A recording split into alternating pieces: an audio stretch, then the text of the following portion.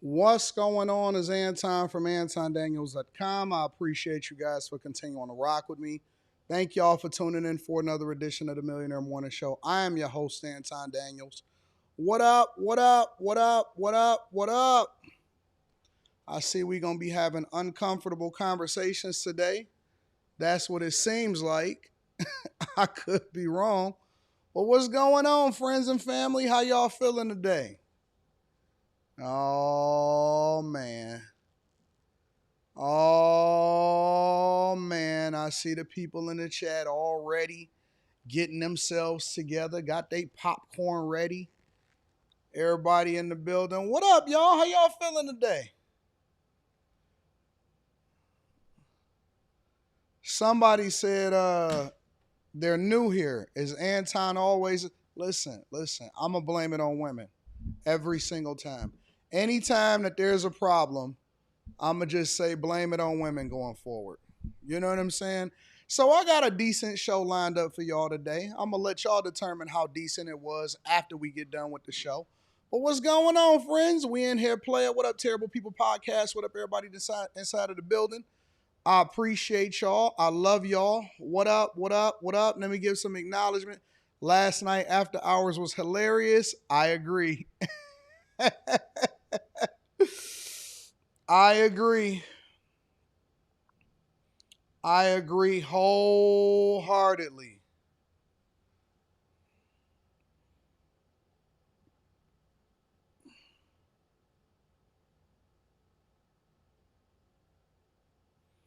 I cannot disagree with you at all. So, I hope y'all ready to lock in for another 3.5 to 4 hour show.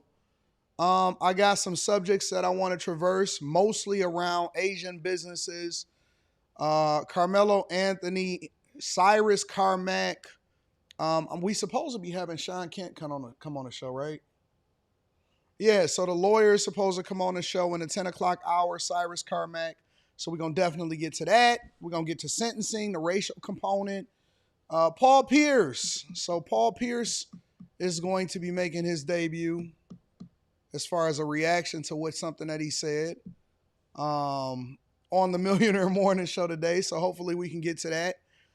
Some stuff happening in Boston. And also people were paying homeless people to vote for Karen Bass and Spencer Pratt. So that footage is also here. And then anything that you guys want to talk about, because it is Wednesday hump day. And so I always like to include my friends and family in the conversation. And so I love for the chat to become a part of the show. That is a part of the show. The chat is really my co-host for the show, for those of y'all that may not be familiar. And so we like to take into consideration the things that the chat has to say. We love the chat. Chat lives matters. I tell them that on after hours. I tell them that over on the Millionaire Morning Show. We don't censor anybody, and we just have a good time, all right? So the first thing that I want to do is I want to acknowledge my dog, Mike That Dude. Shout out to Mike That Dude on Cash App. I want to acknowledge my guy, Spencer Campbell. What up, Spence? What up, Spence? That's your thing. your mic drop. I also want to acknowledge Robert Hotz.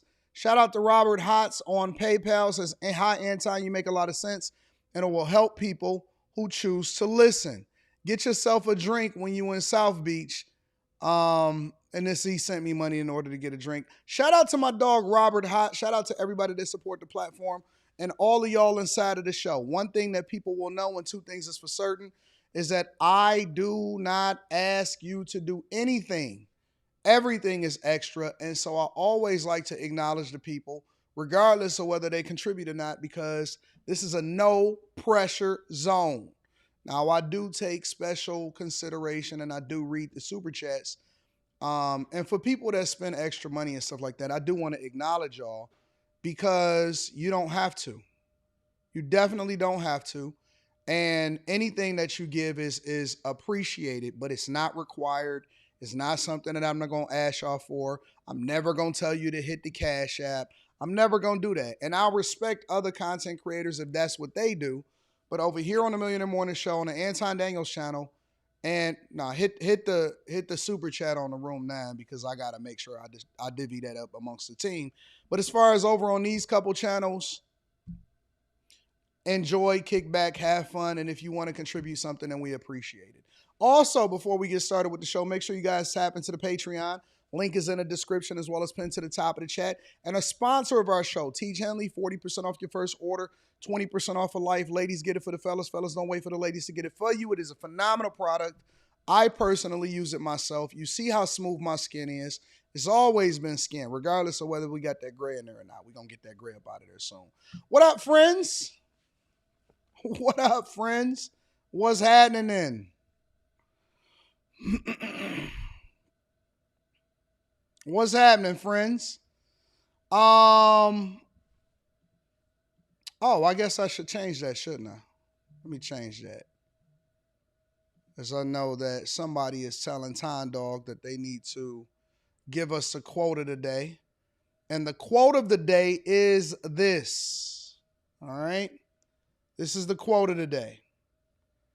Quote of the day is, a court of law is not a court of justice. It is a court of law. Let's sit on that for a minute. Let's think about what it means.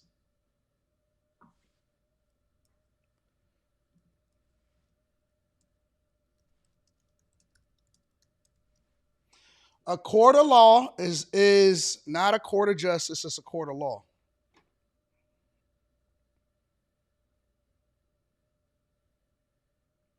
And that is from former U.S. Supreme Court Justice Oliver Wendell Holmes, right? It's designed to enforce the rules, not guarantee the absolute between right and wrong. That's what it means. It means you got to get out of your feelings. We can't go based off of how you feel. We have to go based off of what the law says, right? And so I try to, in another way, not necessarily with regard to the law, but just in general, I try to live my life by the idea that it's not about how I feel, it's about what makes the most sense. And for some reason or another, whenever you having conversations with people about anything, whether it's about these cases, whether it's about, whether you should get your money right, whether it's the nature of women, people go based off of how they feel instead of what the truth is. To an extent, this whole quote is red pill. Because all red pill is, shout out to John Teal. I appreciate you for supporting us on Cash App also. Thank you, John. All red pill is stripping away how we feel about the situations in life and removing the veil from our eyes so that we can see the truth. Your feelings are irrelevant. The only person or the only people that care about your feelings is your mama and maybe your girlfriend or your spouse. That's it. The people that love you may care about your feelings. I wouldn't even say your friends care about your feelings because the term friend is used loosely. I wouldn't even say that your family care about your feelings because that'll change depending on what your circumstance is.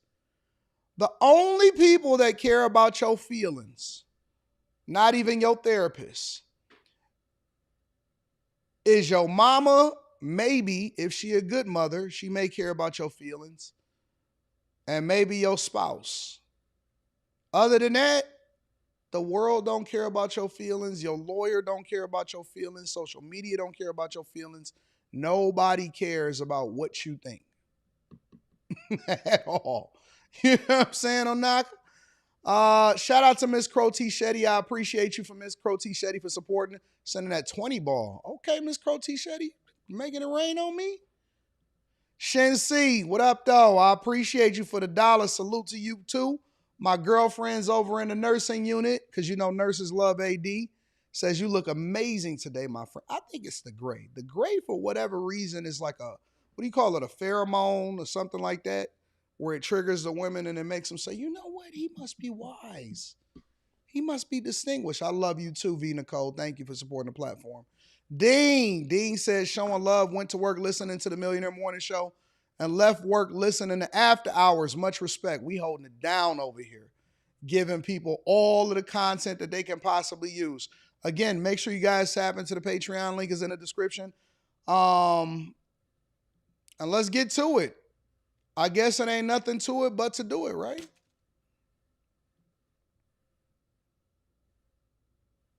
Y'all ready to get to it?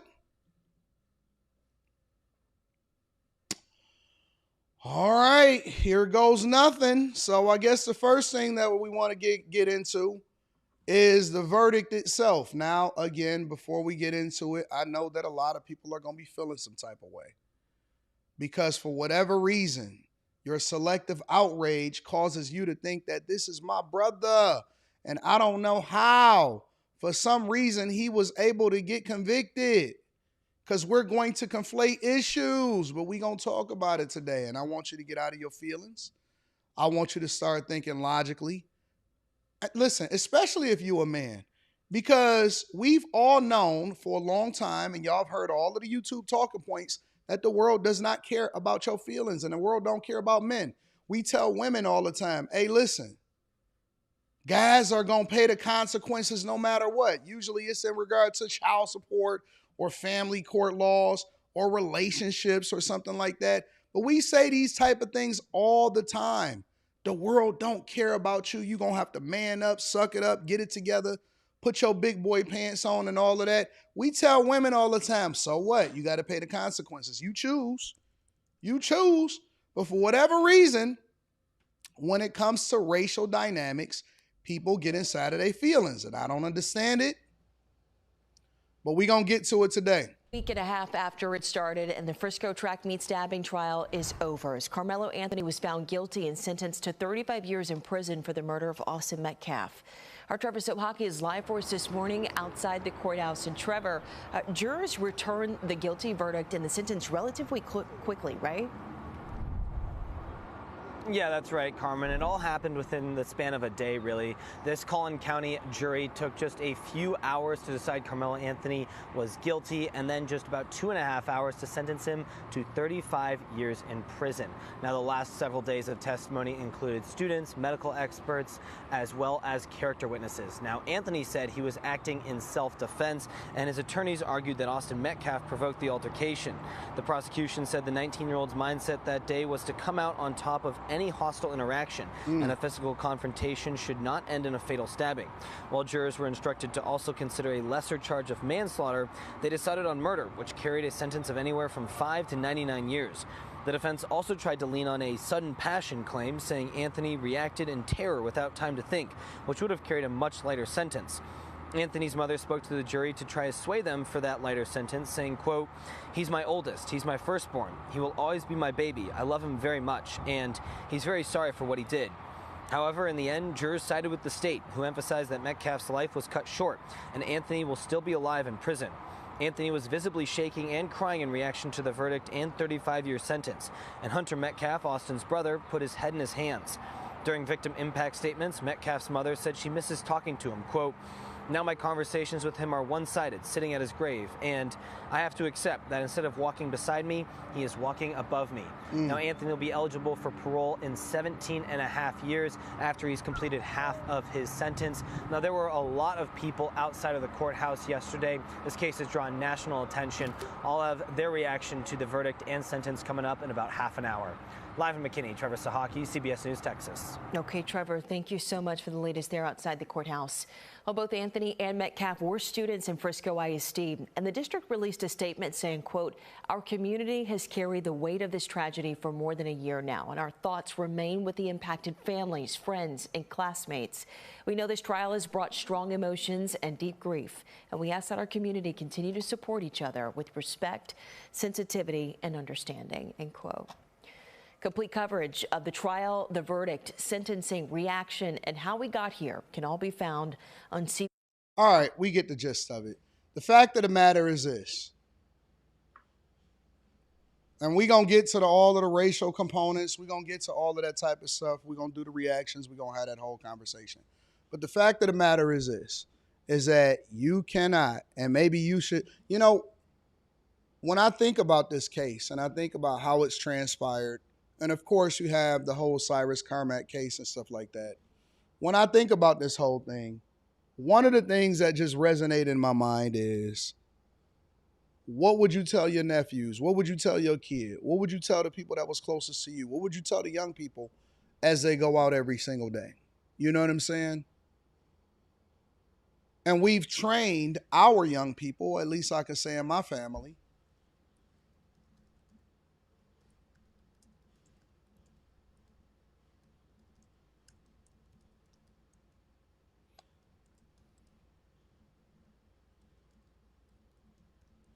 we've trained our people, our young people. I was trained when I was young that life is 10% of what happens to you, 90% of how you react to it. I say it every single day on this platform, on the Anton Daniels show. I say it on After Hours, Millionaire Morning Show, all of the stuff. I say it all the time. I have conversations about how you have to be emotionally intelligent, how it is important for you to control yourself, why it is important for you to be able to learn how to walk away. And I actually understand the Black community today. I understand why they are outraged, because the real problem here is not that they don't understand why he got convicted. The real problem is that they don't want to change how they see life. You don't want to adjust. And so when I say, right, when Anton from AntonDaniels.com says, hey, listen, we need to change how we go about doing things. We need to look at it differently. We need to learn how to be emotionally intelligent and walk away from situations that's not conducive for our lives. You reject it. Understandably, you reject it because all your life you was told that you had to use your fists, you had to buck up, you had to show them to respect you. But let me tell you something. This is not slavery times. This is not 1950. This is not 1940. This ain't the 1800s. This ain't the 1300s. This ain't 1856. This ain't 1927. This is 2026. And I have been telling you guys for the longest that the people that win are the ones that are able to think their way through. And I see that your children is ultimately a reflection of who you are. The people that win are the ones that are able to be emotionally intelligent, walk away, and then you input that into your children. And I get it. I get it. Because you think that the way of the world goes based off of how you feel and what you say. And so you're going to reject it because you reject it every single day. When I say, hey, listen, it's important for us to walk away. We got to be a little bit more careful. We don't want to end up in jail. You can always get some kind of reconciliation on the back end. You know what I'm saying? Let's think it through. Kay Cooper said that's not always true. Interesting. Interesting. And you know what's so funny about that, Kay Cooper? You know what's so funny about that? I'm not sure that within a 6-month period that I run into anybody that I graduated from high school with. And I was cool with a lot of people. I'm still friends with some people. Some people I don't see but every 6 months. Some people I don't see but every year during certain events. Sometimes we run into each other. Sometimes I just hit my homeboys up. But it's the same thing that I told my daughter. I said, listen, anything that happened in high school as far as what you think makes sense don't really matter anymore. And the reason why it doesn't matter anymore is because you'll probably never see any of these people ever again in your life. And so while she was in school, my main thing was telling her to always be emotionally intelligent and don't base it off of how you react, because you don't want to make a decision that you're going to pay for the rest of your life. And you're probably never going to see these people again. You're probably never going to see these people again. So while you fighting for your respect from somebody that don't care anything about you, it's the same reason. The logic and the mindset behind it, from my perspective, is the same reason why people buy things to impress people that don't care about them and keeping up with the Joneses.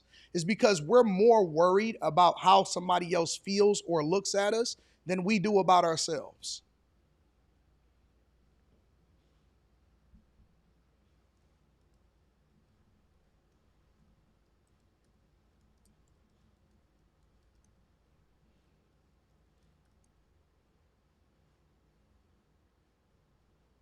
We're more worried about how other people feel about us than we are about ourselves. That's why y'all kids are in the grave.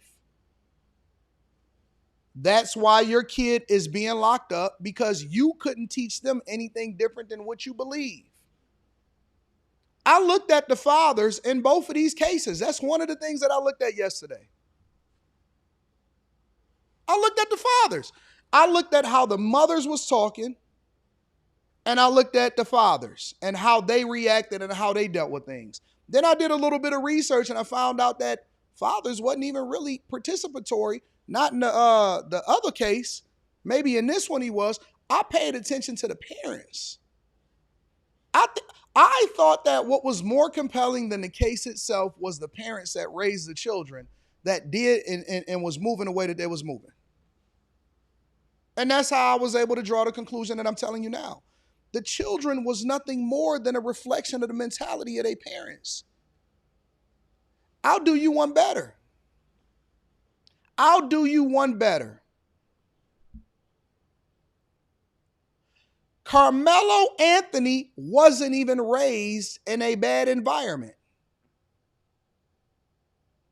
which means that it didn't matter if he was in the hood or not, because we still have the same cultural norms and the same mentality that carries with you no matter where you go.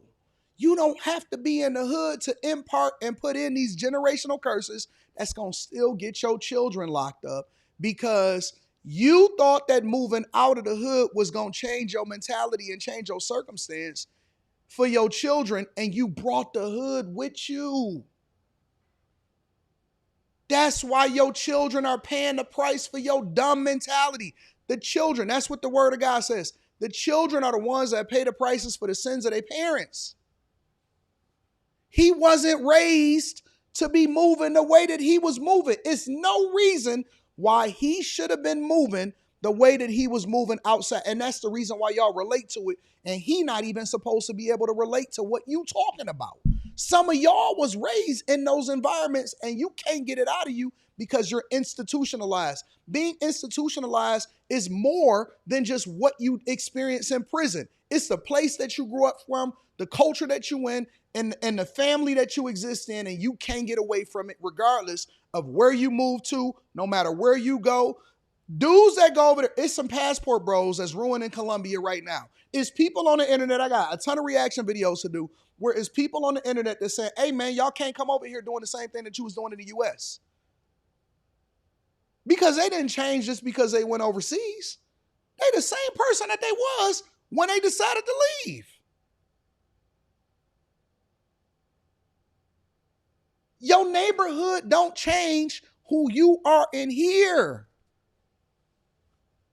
And so you have children and you impart a lot of different dumb stuff into them, and this is what it translates into. Why do you think these young people are even talking about a racial component? White and black. I ain't just talking about Karmelo Anthony. I ain't just talking about Cyrus Carmack. Why do you think that children who has never ever experienced slavery, racism, discrimination, they all been raised in this hodgepodge, right? They grow up as little infants and then as children or whatever. And you know what we do? We put into them what our traumas are, what our bad experiences are, all of that stuff. So what happens is they grow up not even knowing what it means to actually go through anything and why the civil rights movement was so important, but they still believe that white people are evil, and white people believe that black people are evil, and Asian people believe that black people are evil, and all of these different things, right? Nobody that's alive today experienced slavery, but all of us act like slaves. That's passed down. You have to intentionally break that. I had a conversation with my daughter after orientation. Honest to God truth. No lie, no cap. I can't give it to you any more straight than this. I had a conversation with my daughter after her orientation at college. And so she was in downtown Detroit because Wayne State University is down here and all of that stuff, right? And so we were having a conversation and she kind of laughed and she said it jokingly, but then she was kind of talking about it from a serious perspective.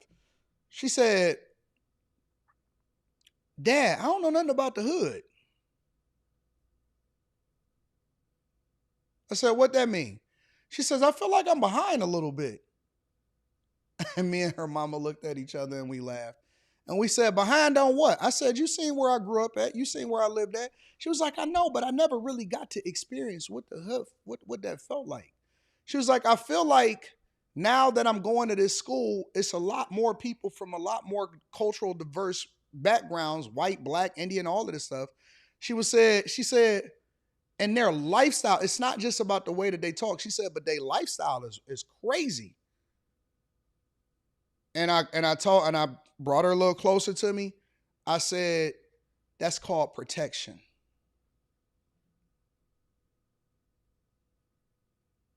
That's called wisdom. My goal was to allow for you to fail in controlled environments and experience certain things and lessons without having to actually go through the hood itself. Because little girls are not supposed to go into the hood and be in that type of trauma. All of the girls that I know that grew up in these type of environments, they got head issues. They got problems that they don't want to acknowledge. Oh, we're going to get a little bit deeper today, huh? All the girls that I grew up with, all of the women that I know, they won't admit it. They're going to try to make it seem like, well, I grew up in the hood and everything is wrong. No, that's why you broken. Even if you in a relationship, even if you doing certain things, you know you got trauma. You know you broken. You a broken woman. And y'all putting y'all broken trauma on other people and trying to make it seem like it's normal. It's not normal. Oh yeah, that was the first lesson that I taught her, Amazing Grace. We didn't ignore that lesson. Most of our girls are crazy. And we mask it, and so they say stuff like, well, there's a good crazy and a bad crazy. No, crazy is crazy. How is it that we're raising murderers in the suburbs? Think about that for a second. We're raising hotheads that never had to experience us and what we grew up with, but they going through and doing the same things regardless of the environment that we raise them in. I heard the father of Karmelo Anthony talk and I was like, oh, I get it now. Oh, you know what? That's crazy. I get, because I couldn't figure it out at first. I couldn't figure it out. I was trying to figure it out, and then I started putting two and two together when I started listening to the culture react to it. And I said, oh, that's what they meant. In real life, in real time. That you can move out of the hood, but that don't mean that you're not taking the hood with you. It's up here. It's up here. It's not the environment per se. It's what you learn and you carry with you out of the environment that you came from. That's the reason why people in Texas say, we don't want you moving to California. We don't want you moving from California to Texas. Yeah, they got John Morant syndrome. The same thing that they criticize somebody like a John Morant for is the same thing that they putting in their own children. That's why they come inside of my chat and they say, oh man, you must not be from the hood. Because they want me to prove you want me to throw on my wife beater. Okay, give me a second. Let me get my wife beater out. Because see, now all of a sudden, for whatever reason, you can't relate until I break out my Superman cape. My hood Superman cape is this right here.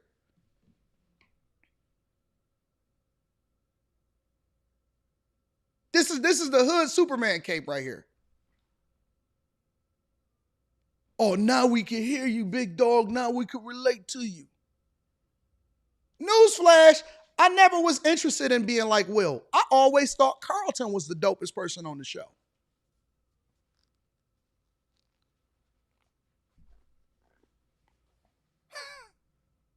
I thought that Carlton had the best, freshest dress. He was in the best situation, best opportunity. I never looked at Will and said, yeah, that's what it is. I looked at Carlton and I said, man, that's the way I want to raise my kids.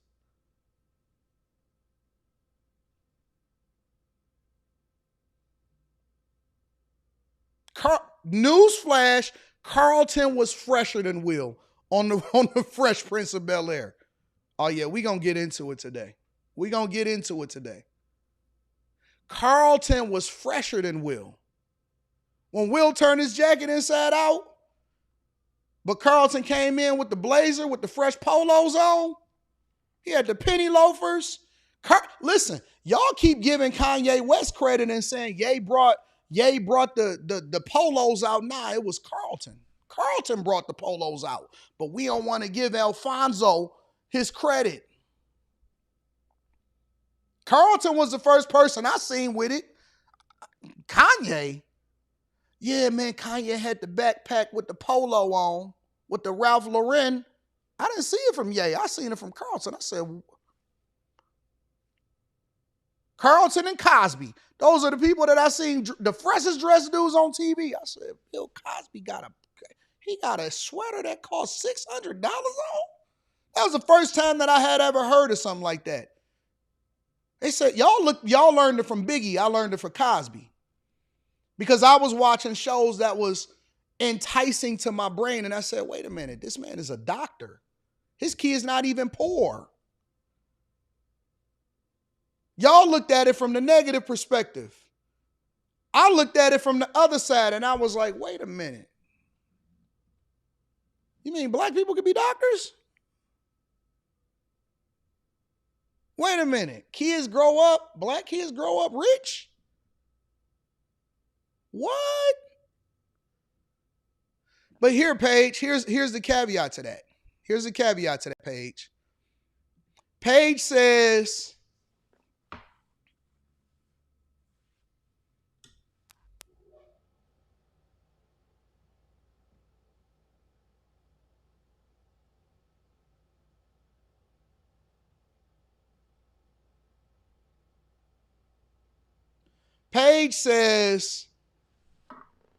AD, your environment matters. However, when you're carrying the embryo,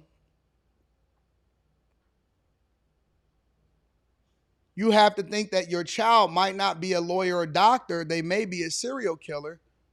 Hashtag Team don't have no kids. Or you can raise them to be doctors and lawyers with an expectation on their life. Why can't they be lawyers? Why can't they be doctors? Why can't they be whatever it is that we tell them that they need to be? The thing that you don't understand, Paige, is it wasn't just about them being in a different environment. It wasn't that they had money, right? Because I'll share this with you.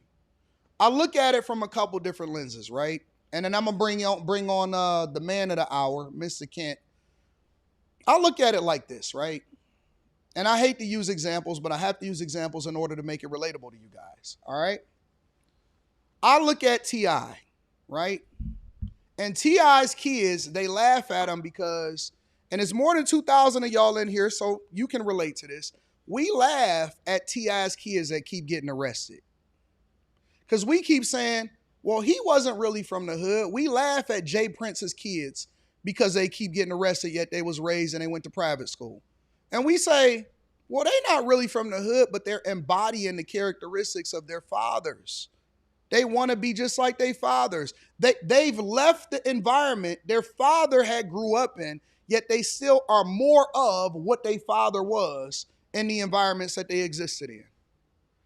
The thing that I related to when I was watching the Fresh Prince was it wasn't just the environment that changed them. It was the fact that Uncle Phil reared them.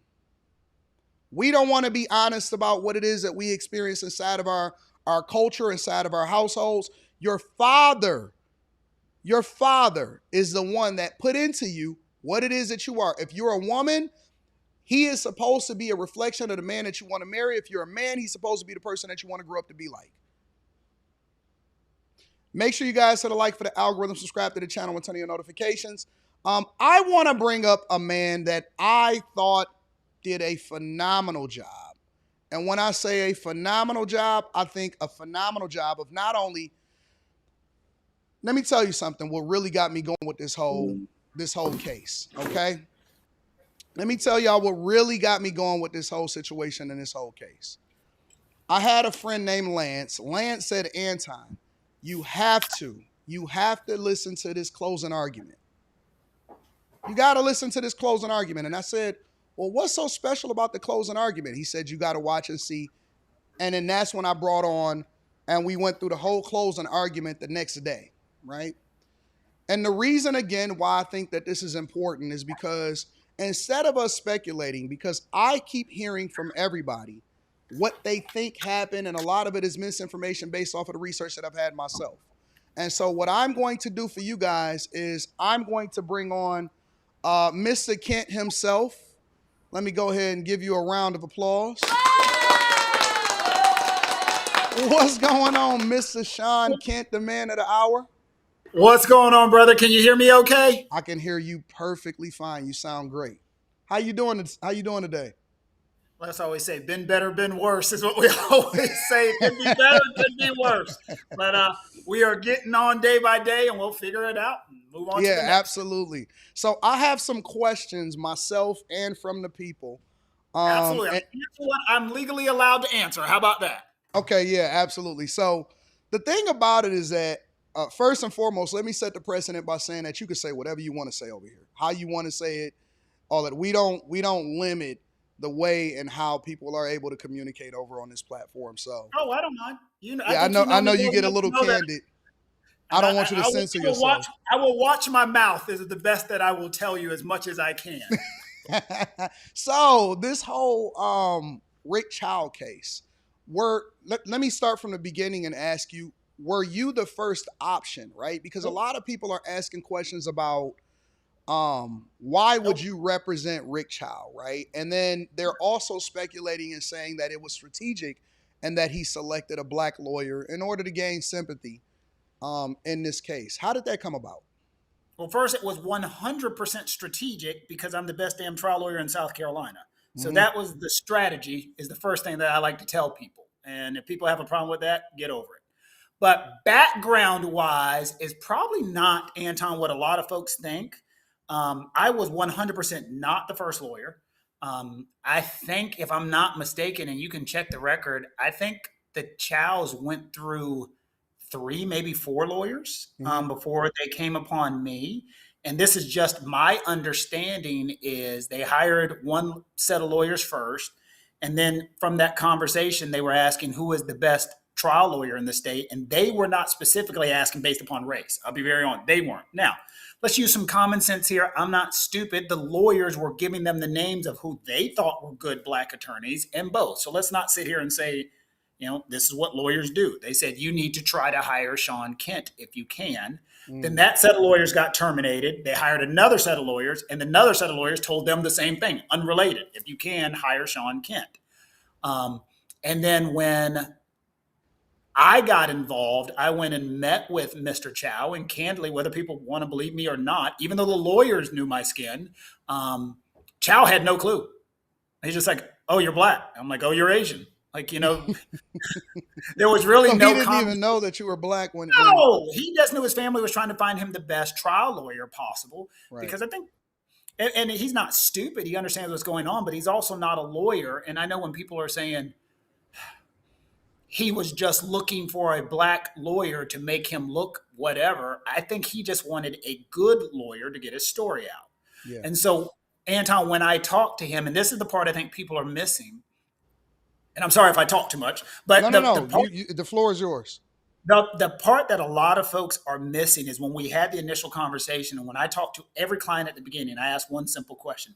In 30 seconds, Tell me about your case. And in 30 seconds, he told the story that we ended up telling to the jury. In 30 seconds, he said the following. A young man pointed a gun at my son. I thought he was going to kill him, so I shot him. That's what he told me. Okay. That was his 30-second bird's eye view.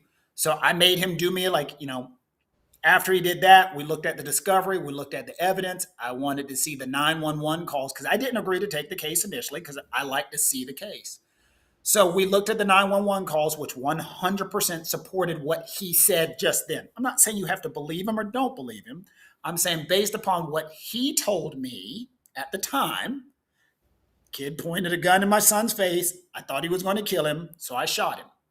So I asked him, we talked about what happened. I looked at the 911 calls. I looked at the bullet path and the entry of what was going on. The bullet, people keep saying back, and it is back, but it's also something called his flank. It's more of a flank shot than a back shot. And then we talked to the medical examiner and made sure, and of course, a medical examiner cannot tell you if this is 100% happened. It was more, did the medical examiner feel that the evidence could support what he told me had happened and what he told law enforcement had happened on his body cam? And her comment was, yes, it could. She's not saying it did. It could support his theory that man was in front of him, son was to the right, he was behind, and the firearm was pointed like this, pointed towards the son, and it could support your trajectory. So based upon all of that, and this is, Anton, what I have to say to the world, they're like, how dare you take the case? If you are taking what Rick says is true, and people have to start with that premise. If Rick is telling me the truth, then he is saying that a guy was going to kill his son and he had to shoot him. Yeah. I'm not saying you have to agree with it, but as a lawyer, if someone says that as true, then you don't turn that case down because he has a valid legal defense. And a jury of 12 people agreed with our defense based upon what could have happened. So that's what ended up happening, Anton. That's why we ended up taking the case.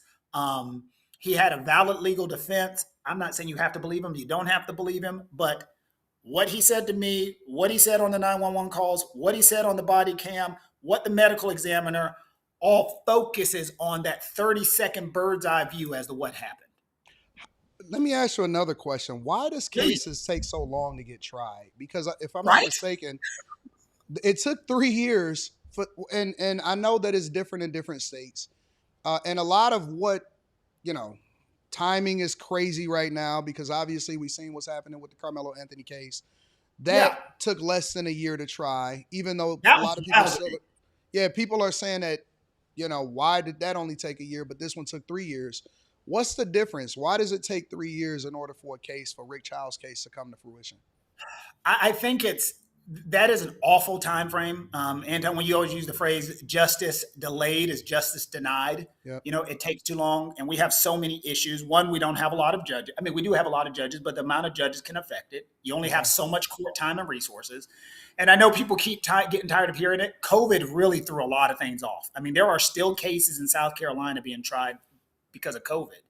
And sadly, in the criminal justice system, people are being arrested every day. And every single person who got arrested before Rick Chow deserves and gets their right in court beforehand. And for people who are beating on the prosecutors, they're doing everything in their power to ensure justice. So they can't just do a case fast, because sometimes if you do a case fast, you do it wrong. So they take their time. You have to get evidence processed. You have to talk to experts. You have to interview witnesses. You have to check the body camera. I mean, there's a lot of work. But 3 years is entirely too long. I think any trial should take about a year. I can't tell you, Anton, specifically why this one took as long as it did, because as mentioned, I didn't get involved in the case until later than most of the other attorneys involved. And I don't need you to be specific as it relates to Rick Chow, but this is a question that somebody asked me, and I thought that it would be great to ask you. What would something like this cost, right? In a ballpark, right? Because and I'll tell you, as some of my friends that used to be in the streets, and one of the things that they were always told is, hey, listen, make sure you have some defense money, some legal money to put up so that you can, just in case you get caught up in some stuff you're not supposed to be in, right? And again, I know that you can't probably speak to exactly what this cost, this case. But what can you ballpark it a little bit? What does something like this cost to defend yourself?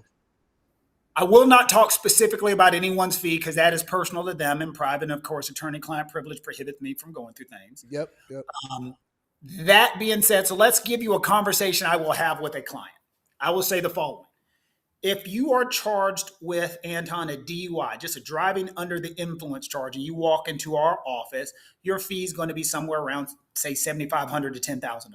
Okay. But only in that situation, you're possibly losing the right to drive. You're not realistically going to go to jail, and it will be an inconvenience, but it's an inconvenience on you. If you're charged with murder, we're talking our time, energy, effort, things that will go into those types of situations and cases, and it's going to take a lot more energy and effort. And so I tell people, when you call into my office, and you're charged with murder, Anton, what you don't want to hear is Shaun can't help you. He's working on a DUI. You'd be like, what the fuck you mean he's working on a DUI? I'm not going to spend the rest of my life in jail. And the problem is that DUI case is just as important to that person as your murder case is to you. Right. So the only way you can separate them is money. And so what you say is to the DUI, look, I get it. I get what you got going. I got to put time, energy, and effort into that case.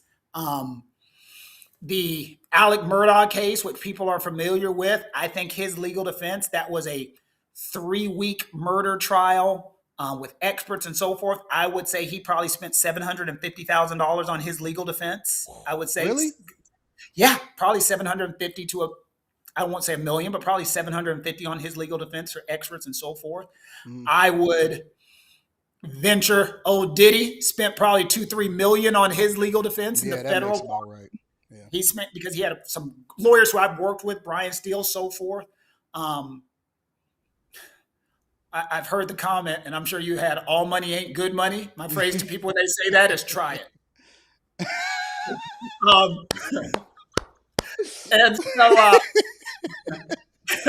And so when you are, I probably should have said that. No, that's great. I'm not going to change for anybody. But when we say these things, Anton, when you're putting the fees in, you take everything into consideration. Yeah. And there's some things that, did I know I was going to get as much social media backlash as I possibly have? No. Do I care? No. But you have to, sometimes you put those types of fees, you throw those into your fee agreement because you know this is going to hurt me possibly getting other clients. Yep.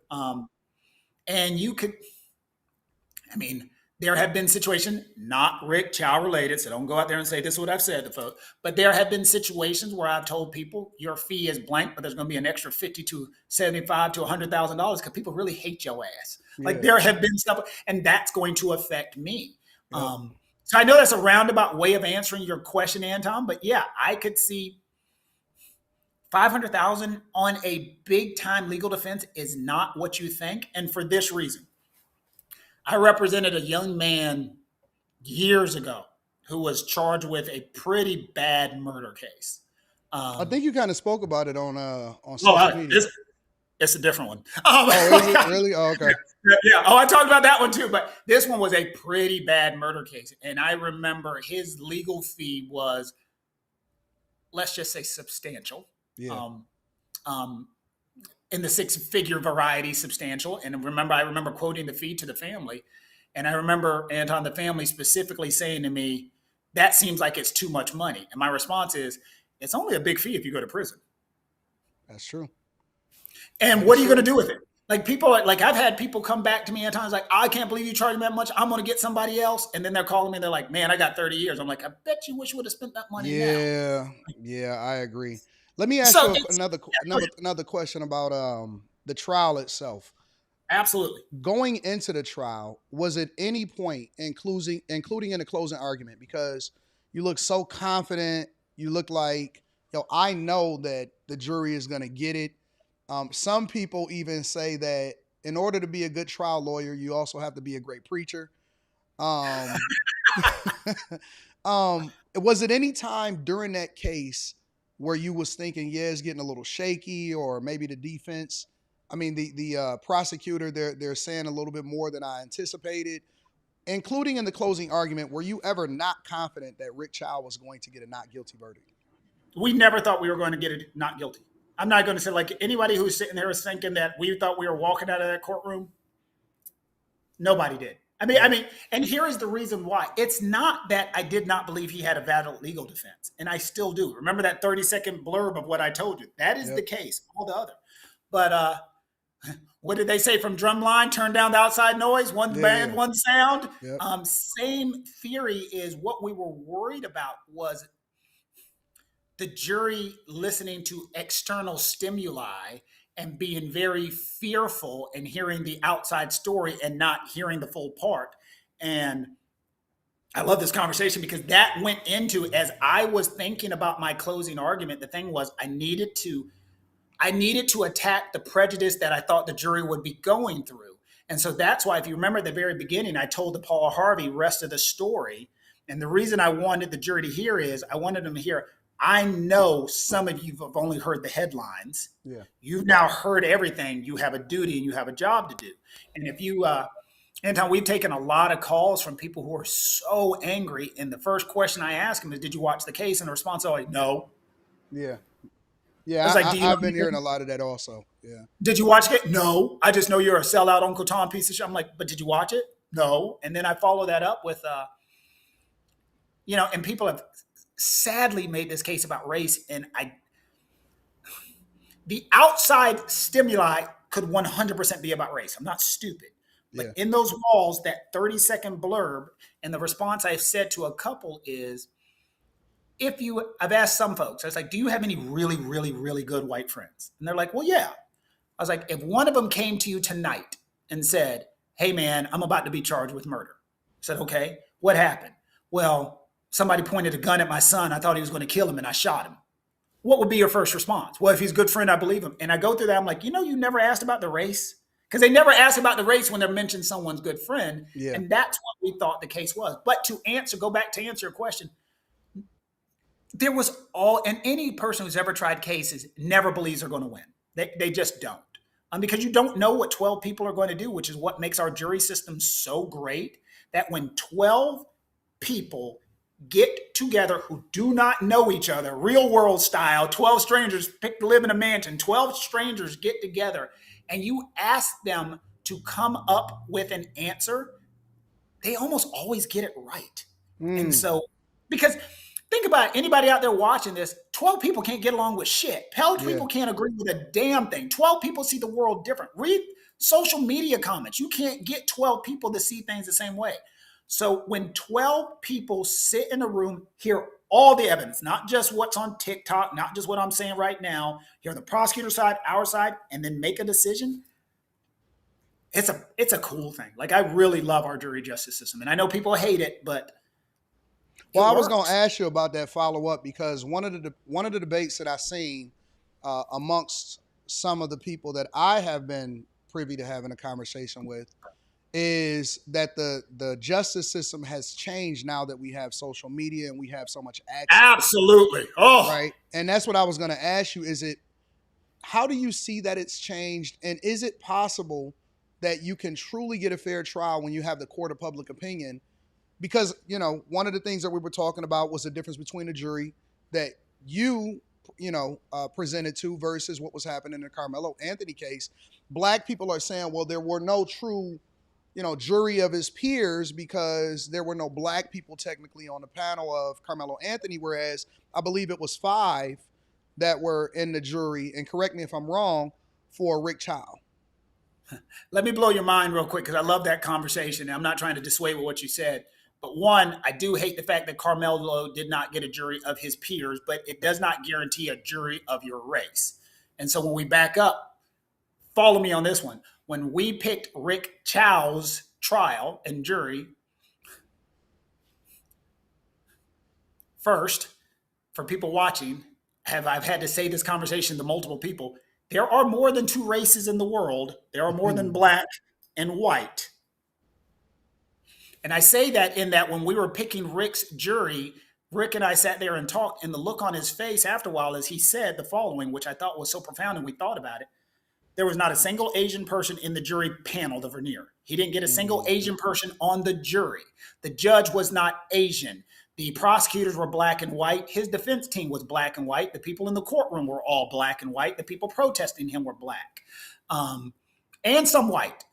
And so when we say jury of peers, Rick didn't have a single Asian. He went through the same thing that us as African Americans went through in the 40s and 50s. Like, he sat there and we're all screaming. He had a jury of his peers. There wasn't a single Asian in that room to listen to him. And everyone's like, oh, he had minorities on the juries. Like, if you follow social media backlash, us minorities are more mad at Rick than anything. And so I do believe it's wild that Karmelo did not get a single minority on his entire jury. I do. How does that work as far as jury selection? Because I know that the defense also participates in jury selection. How does that work? So here's what's supposed to happen. You get probably 2-3 weeks beforehand, you get a jury panel. Like, you get like a big old binder of like 300 people who have been summoned to come to the jury. And we all do our research on them. One of the things on every person. I'll Facebook you. All them people out there calling me this Uncle Tom Coon shit. I'm watching y'all. Y'all ain't never getting on my juries. I'm like, you out. Oh, I'm amongst you, huh? So y'all go through all of their social media and everything. Everything. Because what we want is, what is sometimes impossible, we want a neutral, fair jury that has not made a mind up.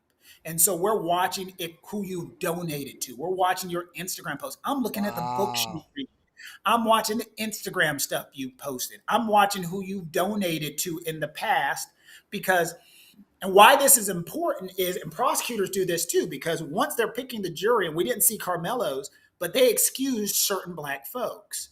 And what the process says is, you can excuse any person for a neutral, non-racial reason. And so if the prosecutor can say, yes, he's black, however, I excused him because he donated to the Free Karmelo Fund.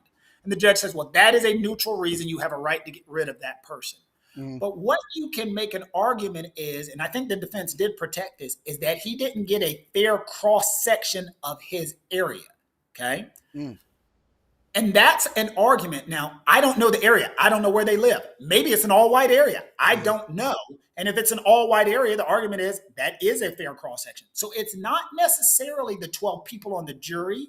It's that panel. And is that panel a fair cross-section of the community? And if they can show it was a fair cross-section of the community, if the prosecutor or the appellate team can later argue black people were selected, they just were not qualified because of this, and this, then they've got a strong argument that he got a fair jury under the eyes of the law. Because people think that the law guarantees that you get a jury of your peers to look like you. No, you get a jury of people from your community. And so it's not a guarantee that you get black jurors. It's just not. Like, same in Rick Chow. He wasn't guaranteed Asian jurors, and he didn't get any. Yeah. What about social media? Because one of the things that you did masterfully, when people first sent this to me, right? Because they send me all kind of stuff to pay attention to and have a conversation about on these platforms, so on and so forth. They just said, hey, Anton, what do you think about this Rick Chow case? And so I went to the news first, and I started looking at it and researching it. And then I went to your closing arguments, and I found out that he had a gun, right? And not only did I find out that he had a gun, the Cyrus kid, I think his name was Cyrus Carmack. Not only did I find out that he had a gun, but that he had been posing with it on social media. And you masterfully presented that in the closing argument. How heavy do you think that continued to weigh on whether or not Rick Chow was going to be found not guilty? And the reason that I ask that is because I know that people, like you just talked about, researching people's social media, they don't think that it should be included when it comes to having a conversation about trials and things like that. How much does that weigh, do you think, if you had to, give some opinion on it, how much does that weigh, the fact that you're able to present the fact that this kid did pose with a gun on social media, which obviously was the same gun that was discovered at the scene, when the whole altercation took place?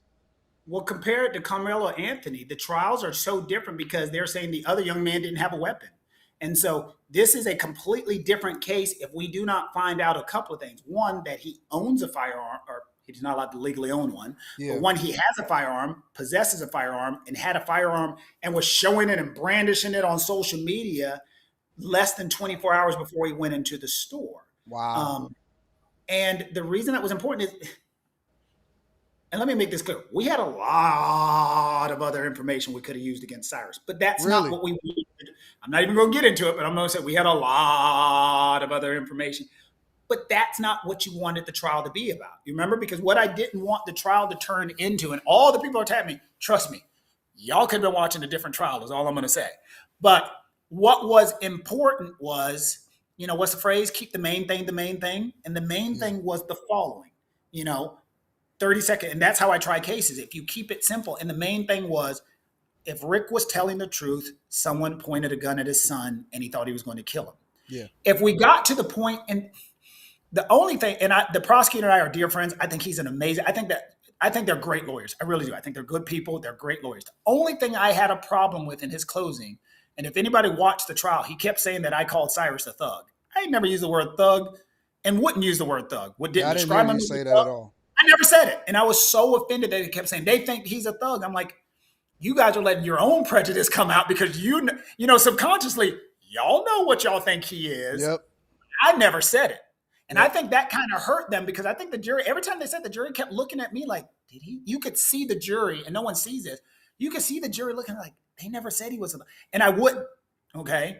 Because my fear, Anton, is if we started attacking the young man, then it would almost see that would have made it okay to shoot him. And it had nothing to do with that. That's why we made it very clear to the defense. We did not want to attack him because it had nothing to do with anything but that 30 seconds. Yeah. It had nothing to do with his history. It had nothing to do with gangs, violence, you pointed a gun at my kid.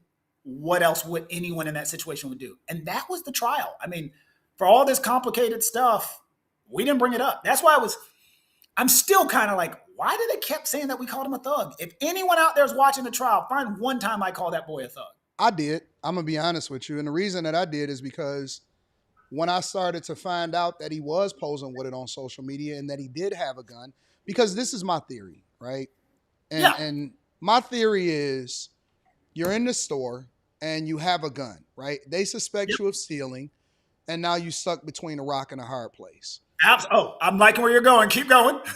You can't prove to them that you didn't steal by showing what you have in your pocket because you have a gun, which then causes you to run, right? Which then translates into what wind up happening. And so my theory, if we want to do reverse engineering of this whole conversation, is you don't have a gun, nobody dies, they still have their store, you still living your life, so on and so forth. And so I believe that the responsibility lies elsewhere. And whether we want to say parents or whatever, that's all opinions. But here's my other question for you. Was there any plea deal that was presented? Nope. So they just straight up tried it. They never offered him a plea deal. They never said, wow. And this was all before I came involved. And I don't know. There was no plea offers. I want to be careful on what I say next. There's no plea offers.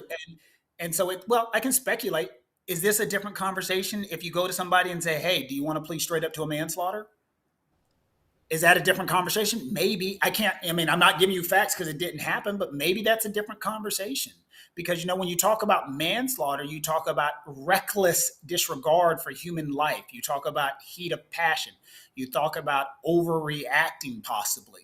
And maybe that's something that fits more into the facts. Those are questions I don't know because that was not what was presented.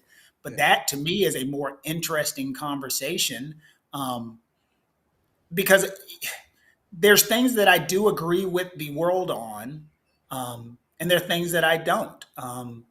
But there's no two ways about it. The young man had a gun. People can get mad. He had a gun. The question people have in the world is, well, I don't believe he pointed the firearm. Well, I wasn't there. You weren't there. I don't know. All I know is Andy Chow believes he pointed it, and he said that to 911, and he said he put his hands up. And that's the son. He put his hands up. Dad, I don't know if you believe him or don't believe him, but he says, I saw my son with his hands up saying he had a gun. And I said, drop it, stop, don't. And he didn't. Now, I'm not Was the gun loaded? It had one in the chamber. Mm. And it wasn't just loaded. There was one in the chamber. And so you put yourself in that situation. That's all I ask anyone out there. And I think that's what we had the jury do. Put yourself in that similar situation. And maybe, I'm not stupid, maybe Rick Chow overreacted. In that situation, I asked myself, would I rather overreact or underreact? Yeah. Yeah. And that's all I ask. Would you rather be the one who overreacted or underreacted? But it's sad. See, the question I thought you were going to ask is everybody's question about the damn chase. No, I mean, I understand it. I mean, you can elaborate on it. Yeah. The reason why I didn't ask that question is because I watched the closing argument, and one of the things So you get it. Yeah, one of the things that you said in the closing argument is that it's not illegal for them to chase him. Like you said it during the trial. There's two major points. We don't take the law the way that we want it. We take the law the way it is. If you want to change the law, change the law. Yeah. In South Carolina, I always use the example. If somebody rips off your chain and starts running and you chase them, that ain't against the law. Yeah. Okay. And the law in South Carolina, it allows you, believe it or not, Anton, it allows you to be wrong. You know, people don't, the law specifically says in our law, you have the right to be wronged and act upon appearances. Mm-hmm. So if it walks like a duck, looks like a duck. And so let's take it back one step. Let's say the following happened. And again, not saying this is true because we don't know, but let's say Cyrus goes into that store with all plans of robbing that store. Mm-hmm. Let's say he goes in there, and I think I painted that image. He goes in there with an empty book bag. He goes in there with a gun with one in the chamber. The mama does some stuff that we're not proud of, following around, staring at the store. Let's not pretend that didn't happen. It looked like a Menace to Society movie. You buy it. It looked just like that shit. It looked like a Menace to Society movie. It looked just like it. So don't think I saw it. Y'all saw it. That's exactly what it looked like. Yep. But he takes his book bag off. He puts it on the counter. Let's say, for argument's sake, I'm not saying this is a fact, he wants to rob this store. He's going in. He's grabbing water bottles. He's like, I want to do this. I don't want to do this. I want to do this. I don't. Talking himself in or out of something. How long was he in the store?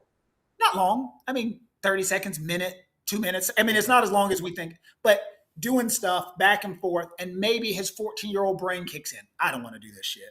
I'm not robbing this damn store. Or they're on to me. This lady is staring her racist ass at. She's looking at me. This is weird. Or why did I put my butt? Whatever. And he makes the decision to leave. And now let's focus on Andy. He's watching the kid be suspicious. People can get mad if you want, but watch the videos. He is acting weird in the store. Yeah. Maybe it's because he has a gun. Maybe because of whatever. But he goes in there with no way to pay, no cash, no money, with a gun. Even if he wasn't stealing, you would be suspicious if you got a damn gun on you, got a lady staring at you. Some people said that because he didn't have money didn't necessarily mean that he didn't have a way of pay because of our digital currency, because of like Apple. No. I made that very clear with the officer. There was no way to pay. Stop with that digital currency crap. And that's one of the things I objected to the solicitor's closing argument, is because everyone knows a discovery, it ain't me making up, he had no means to pay. Okay. So he was literally in the store with no ability to pay anything. No ability to pay. None. So let's not change the narrative. No ability to pay. But I think, Andy the son is watching this and he is assuming he's stealing. If you're in that situation from the counter, you're watching this kid do this back and forth and acting suspicious, you assume it. And so when he comes up to the counter, he's got that front hoodie on. Mm-hmm. And Andy thinks there's a bottle. Yeah, the duck that I'm not going to say it. that he was wearing with the gun inside of the social media posts. And other times. And so in that front hoodie, the son is looking at this and there's something heavy in there and the son's assuming it's water. It's the gun. Yeah. And so the son. See, that's what I said. I said that he was caught between a rock and a hard place, because if they say, 100%. Give me the water, but it's really a gun, he can't show that. So it puts him at a disposition.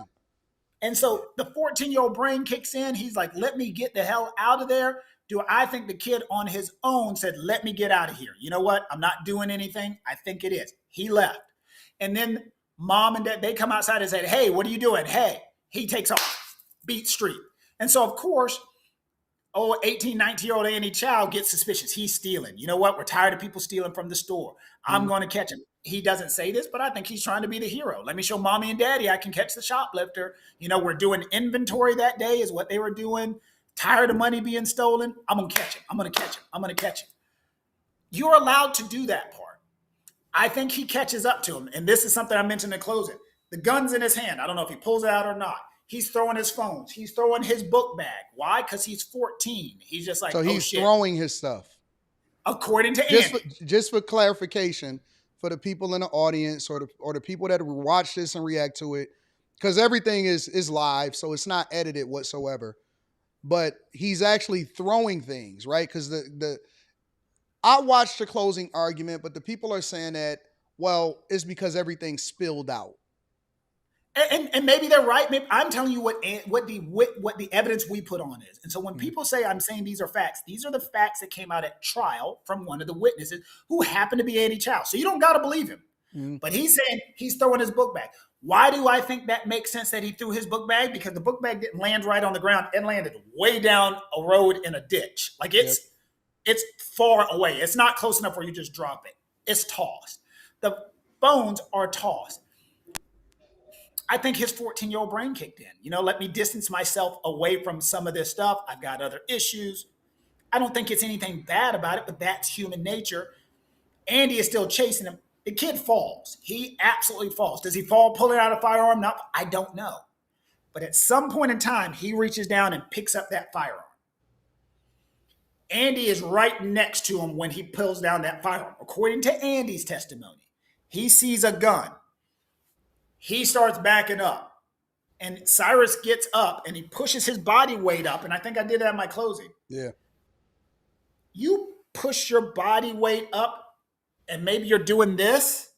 You see what I'm saying? Like someone can overreact. And I'm not saying that was not a possibility.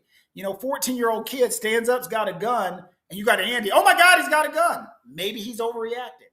And if you're a daddy, just turn around. Yeah, you got to go. But you see, this is what you see. A gun pointed this way at your son. Mm-hmm. You understand? And I'm not saying with the slight turn, that's what we told the jury. And that's what the medical examiner said was possible. Now, is there a possibility that Rick Chow overreacted and reacted too quickly? Absolutely. Mm-hmm. But do you want to overreact or underreact? Yeah, you can't let your son get killed. And there's a 14-year-old boy, and maybe the 14-year-old boy's got the gun, and he's like, he hears, drop it, stop. And he's 14. He's like, what the heck? Wait, what's going on? You know what I mean? Like, I could see that possibly too. And so as I've always said, the truth could be somewhere in the middle. But all we can do is tell the jury the facts. They heard them. They made their decision. Sorry, that was a long answer. I apologize. No, this is great. I think in a court of public opinion, which is something that I've been paying attention to with all of these different cases that's been coming out, in the court of public opinion, it seems to be more or less guilty until proven innocent, when it seems like the burden to prove guilt is supposed to be on the prosecutors, right? And so when I see these cases come out, people are saying, well, what if and what if that? Well, and from my perspective, I don't think that you can convict somebody based off of a what if. I think that you have to be clear that this is what he did, this is what he intended to do. But here's my question as a follow-up to that. In the Karmelo Anthony case, which I understand that the circumstances and the situations are completely different. So it's a lot, it's very unrelated. One had a weapon, one didn't, so on and so forth, right? They offered the jury manslaughter, the opportunity to also convict Karmelo Anthony manslaughter, but they convicted him of murder. Right. That wasn't an option here in the Rick Chow case, right? They put him on trial for murder. It was what it was. Some people are saying that, well, they should have offered the jury the ability to convict him of manslaughter. What do you think about that? What a great question. And people, love to do Monday morning quarterback, and I'm going to defend the prosecutor in this situation. If they would have charged him just with manslaughter, because remember, manslaughter and murder in South Carolina are different. So they would have almost had to just charge him with manslaughter. Okay. People would have gone nuts. They couldn't nuts. Do both. They couldn't make an offer of both. You cannot do both on South Carolina. You cannot be murder and manslaughter because they're different. It's called lesser included for a reason. Right. So you can charge somebody. They could have tried this as a voluntary manslaughter case. And I promise you the world would have been even more mad at them. Why'd you let him get away from murder? He shot that boy in the back. Don't you dare. Like, that could have happened. Then there's a next question is, would they have been entitled to a lesser included charge at our trial if the defense didn't want it? And I don't know the answer to that because the law is kind of weird on that, because we did not want a lesser included charge. We did not. And people will say, why didn't you want a lesser included? The reason isn't, I mean, I'm going to sound like a cold dick, but the reason is math. He's charged with voluntary manslaughter in South Carolina that carries 30 years, 30 plus his age. He's going to die in prison anyway. What's the difference between manslaughter and murder? Like, I mean, if people out there like, why didn't Shaun try? Like, it wasn't some great legal analysis. It was math. I'm just like, why would we want a voluntary manslaughter when 30 plus his age is death in jail? So no one give me credit for this great legal acumen. It was just simple math. I just got I was like, 30 carried a win. Nope, we ain't doing it. Like, that was the math. How much effort does it take? And when I say effort, I'm speaking of how many different people do you have to interact with, hire, maybe private investigators, people to scrub social medias, working with the coroner's office. What type of resource? Because I know that people say, well, money, one of the things that I've seen people criticizing you, they say, well, money is money, because they're not listening to the case. They don't care about the facts, and they care more about the race element in this as it relates to social media than they care about what happened in the actual case, which is one of the reasons why they don't do their research, right? How much in resources does it take to be able to try something like this? And I'm not just talking about billable hours, but manpower to focus on this for the better part of 3 years. It's such a great question. And this is, anyone out there listening, if your life is on the line, you want your lawyer spending every day, penny, nickel, hour defending you.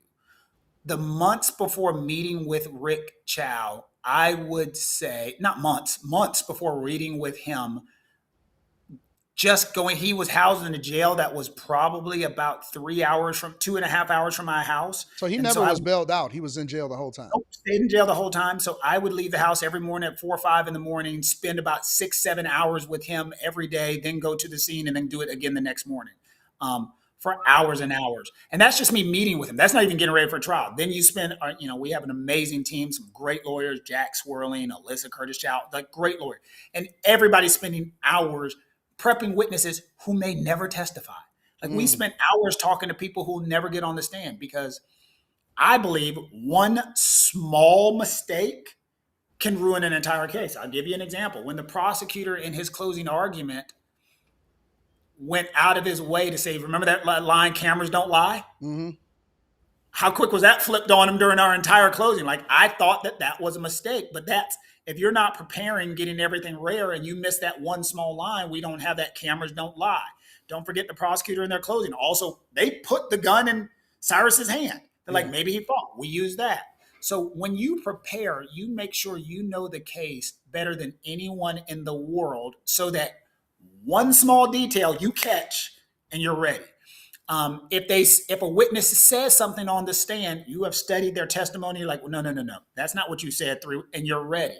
I'll give you an example. If you watched any of the trial, the prosecutor, when he was cross-examining Andy Chow, who was the son, said, isn't it true on the body cam footage you've never told anybody that Cyrus threw the cell phones? You said they dropped. Well, we had where Andy had said it 4 different times on 4 different occasions, and we knew it. We're like, our team's like, no, Shaun. And we went up there. He was able to just catch it off of muscle memory without even having to go back and do research, because you knew everything about the case. And if you're not spending, let's say a case is going to be a 5-day trial, trial. You had better be spending 1 month per day getting ready for that trial. So that's probably the easiest way to describe it. How long was this trial? 6 days.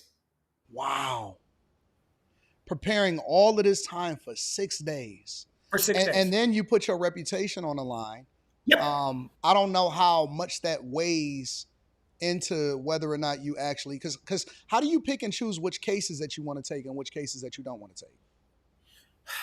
I I think you probably saw my social media, so you know my question, my Yeah, response. yeah, You know where yeah, I'm going with this. yeah. Well, I'm also asking you for the audience, right?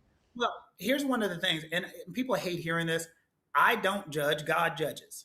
And Right. if I get into the point where I say you're a bad person, but you're not, you only murdered those two kids, but you only murdered one, so I'll take Yeah, yours and not yours. yeah, What we do is one, we meet with the client as we did in this situation. We evaluate the evidence. We look into it. And here's the biggest situation is, can I help you?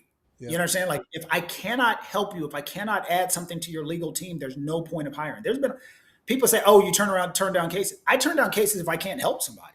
Right. Like, if the evidence would have been the following: this boy stole a bottle of water and went running, and Rick shot him in the back. That's a different case. Like, Right. the case that social media is saying that it was is like, how dare you represent somebody who shot him in the back? Well, that's not a defensible case. Yeah. And that's when I look at Rick. I'm like, I don't care how much money you have, I can't help you.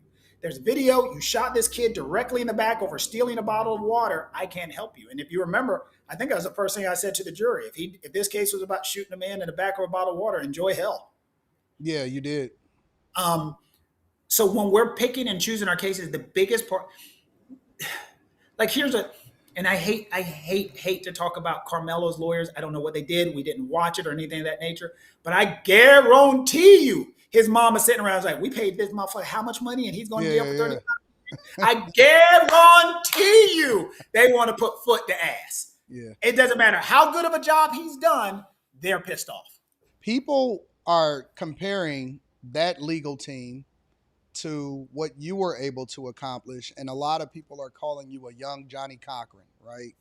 That you were a superstar in the social media era. What do you think about the whole? Because people are misunderstanding now that you're actually saying that the case that you had defended Rick Chow in was only 6 days. I see a lot of social media commentary, of course, Monday Morning Quarterbacks in the Karmelo Anthony case, and they're saying, well, why wasn't it longer, and how come it didn't take him longer in order to determine that he was guilty, so on and so forth. Is it a difference, a major difference in the states, in the different states and where these cases are tried, or is it the prosecution? What factors go into that? Absolutely, completely different. So to have any conversation that theirs was the same, they're different. You know, different cases, different situations, different jurisdiction, different jury. So I will not beat on the defense attorney because I do not know what he had to go through. Are you just being nice, or yes? Did it come across fake? I tried to No, I get it. You just being. I mean, listen, when you great at what you do, you know, it is what it is.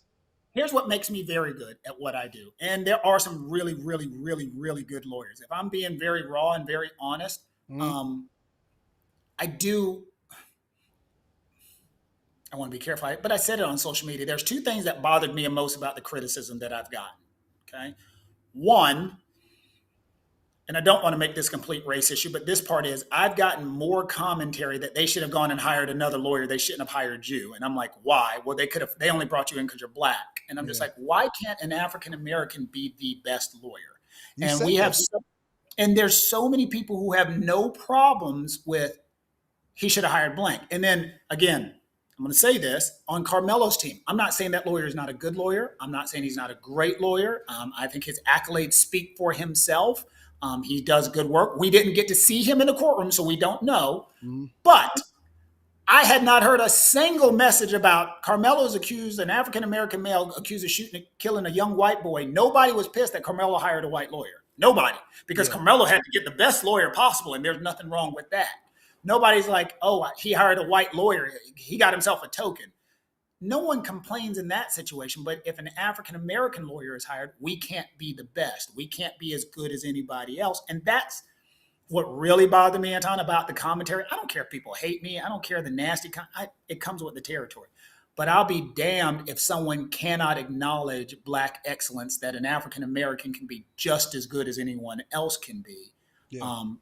And I am good. And look, people come to me not because of the color of my skin, because I'm very good at what I do. And I'm not embarrassed about it. I think you saw the post. I'm cocky about it because I know I'm going to put in the work. I'm going to do the effort. I'm going to bust my ass and I'm going to give someone the best representation I can because I fight hard for the people who I represent.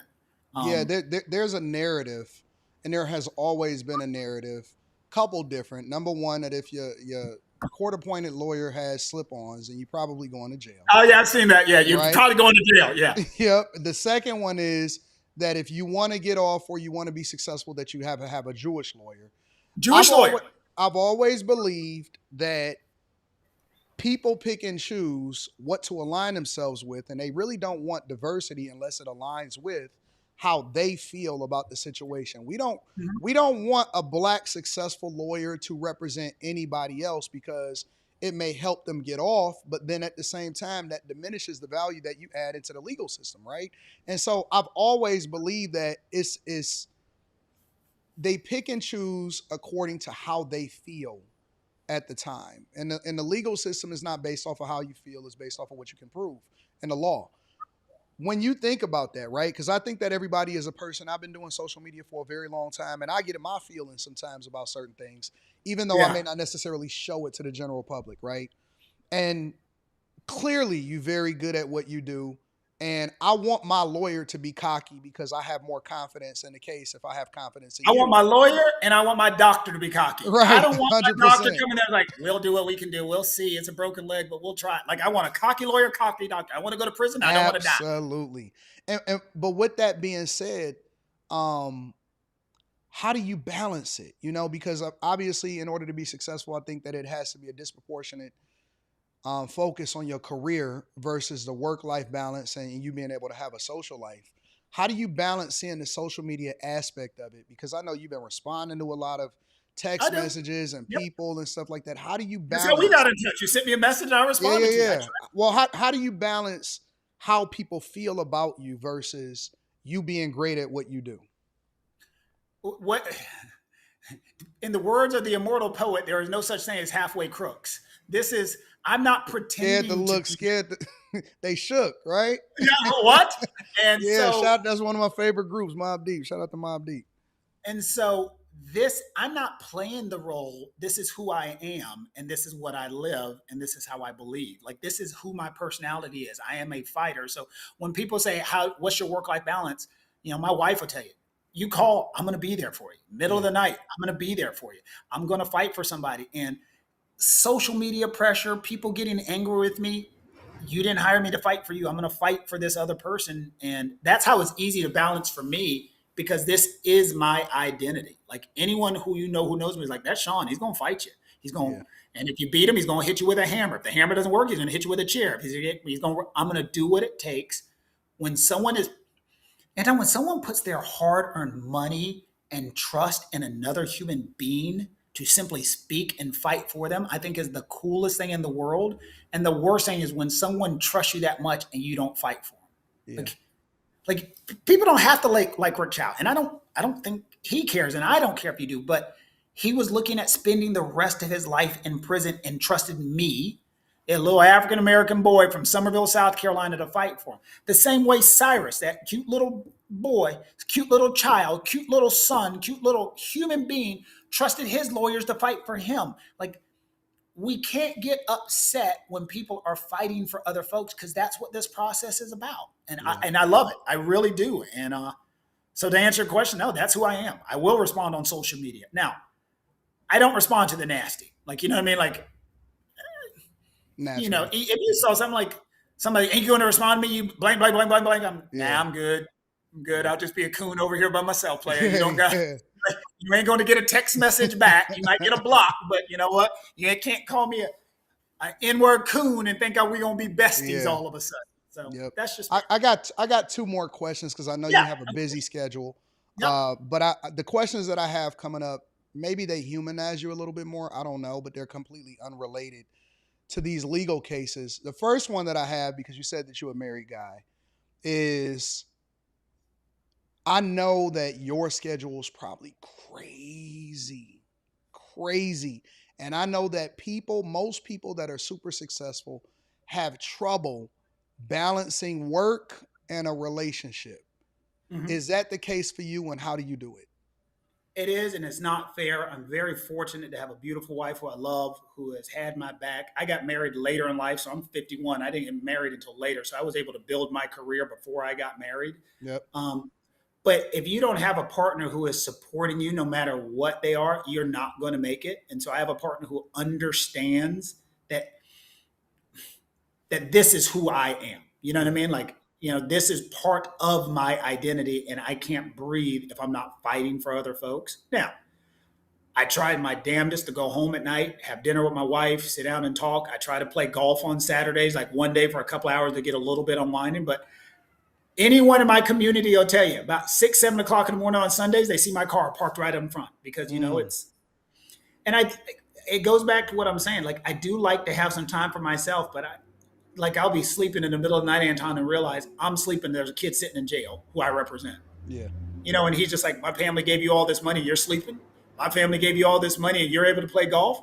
My family gave you all that, and it consumes you sometimes.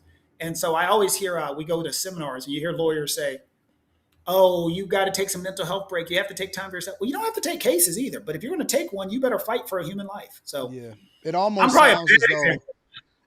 sounds as though you're saying that any woman that comes into the life of a person that is incredibly successful and is passionate at what they do, they're just going to have to understand that a part of their identity is what they do great. And if they attracted them to you, it's sort of like that's what should have attracted you to them. That's what started, like, that part of who you are. So if someone comes in your life and tries to change you, then that's not the person you're supposed to be. Yeah. I think we get mistaken so many times. Like, my job is not to make my wife happy, and her job is not to make me happy. Her job is to make herself happy. Mine is to make mine happy. And hopefully our happiness works together. And that's how you find the right partner. Somebody whose happiness, I think we get so confused, Anton, that we think another human should make us happy. That's not possible. No one can make you internally happy. My wife can't make me happy, but what she can do is her happiness and my happiness should coalesce. And that's how we work. She has her, I have me, and we work together. I always think relationships work better that way. You ever see a guy trying his damnedest to try to make his woman happy? He's like, I can't make her ass happy. I'm like, you can't make any human. Stop trying. Yeah. It ain't going to happen. Her happiness is hers, and hopefully you're doing stuff, and she married you because you do things that y'all share in common, and you both have happiness. I got one more question for you, and I think this is more or less for young people, because I'm an advocate for And I support everything within American culture, but I also am a little bit more passionate, especially being from Detroit, Michigan, born and raised. It's one of the blackest cities in the United States of America, and I mentor a lot of young guys. And one of the questions that I have for you is it worth it, right? And what I mean by is it worth it, the path that you took to get to where you are, the hard work, the sacrifice. I know you said that you got married later in life. You were probably studying when everybody was out partying. Is this when I start crying right now? Get a little tired. Is it worth it? Because I think that a lot of young people are so busy focused on what's directly in front of them instead of who it is that they're going to become. What would you say to young people that would want to follow in your footsteps, but maybe don't see a pathway for them because they're unwilling to endure long enough to get to the results and long enough? Because you even said, I believe you said you've been practicing for over 30 years, right? 25. Almost 30 years. Maybe I'm 25. Give me a little breaker on that one. 25. All right. Is it worth it? And what would you say as far as recommending whether or not people want to go into this or if they shouldn't go into law? What? I'm going to give you a couple examples. I'm sorry, client sent me something. Sorry about that. No worries. A couple of answers to that. One, you'll appreciate this. I went to law school in Lansing, Michigan, when you mentioned Detroit. Really? So you went to Michigan State? You got it. So you know how cold it is up there. Yeah. And I remember sitting in that library studying while everybody was out. And I remember a phrase one of our professors talked about. If you live like a lawyer when you're a law student, you'll live like a law student when you're a lawyer. And that's always gotten to my mind that the hard work has a goal down the road. And I remember, playing ball in college, doing all these other things, and just having a goal of wanting something better. Looking back now sometimes do I question, was the hard work worth it? Especially when, Anton, I've gotten more calls from lawyers and stuff all over the country who are like young black lawyers who are just like, man, I don't know if this is what I want to do. I see the hate and everything you're going through. Is it worth Mm-hmm. it? And my response is, you got to have your goals for yourself. My goal growing up was always, as long as I wanted to be known as the best trial lawyer in the country. I'm close. Like, people are saying that. Like, I mean, I think you damn close.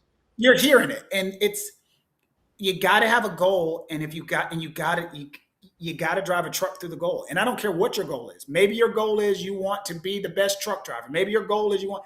I had a goal. I made sure every day I focused on that goal, and I got there. And now I'm able to do things that I would have never thought a poor black kid from Somerville would have ever possibly done in his life. I'm able to take trips. I'm able to represent some of the most high profile people. I'm talking to people like you. This is awesome.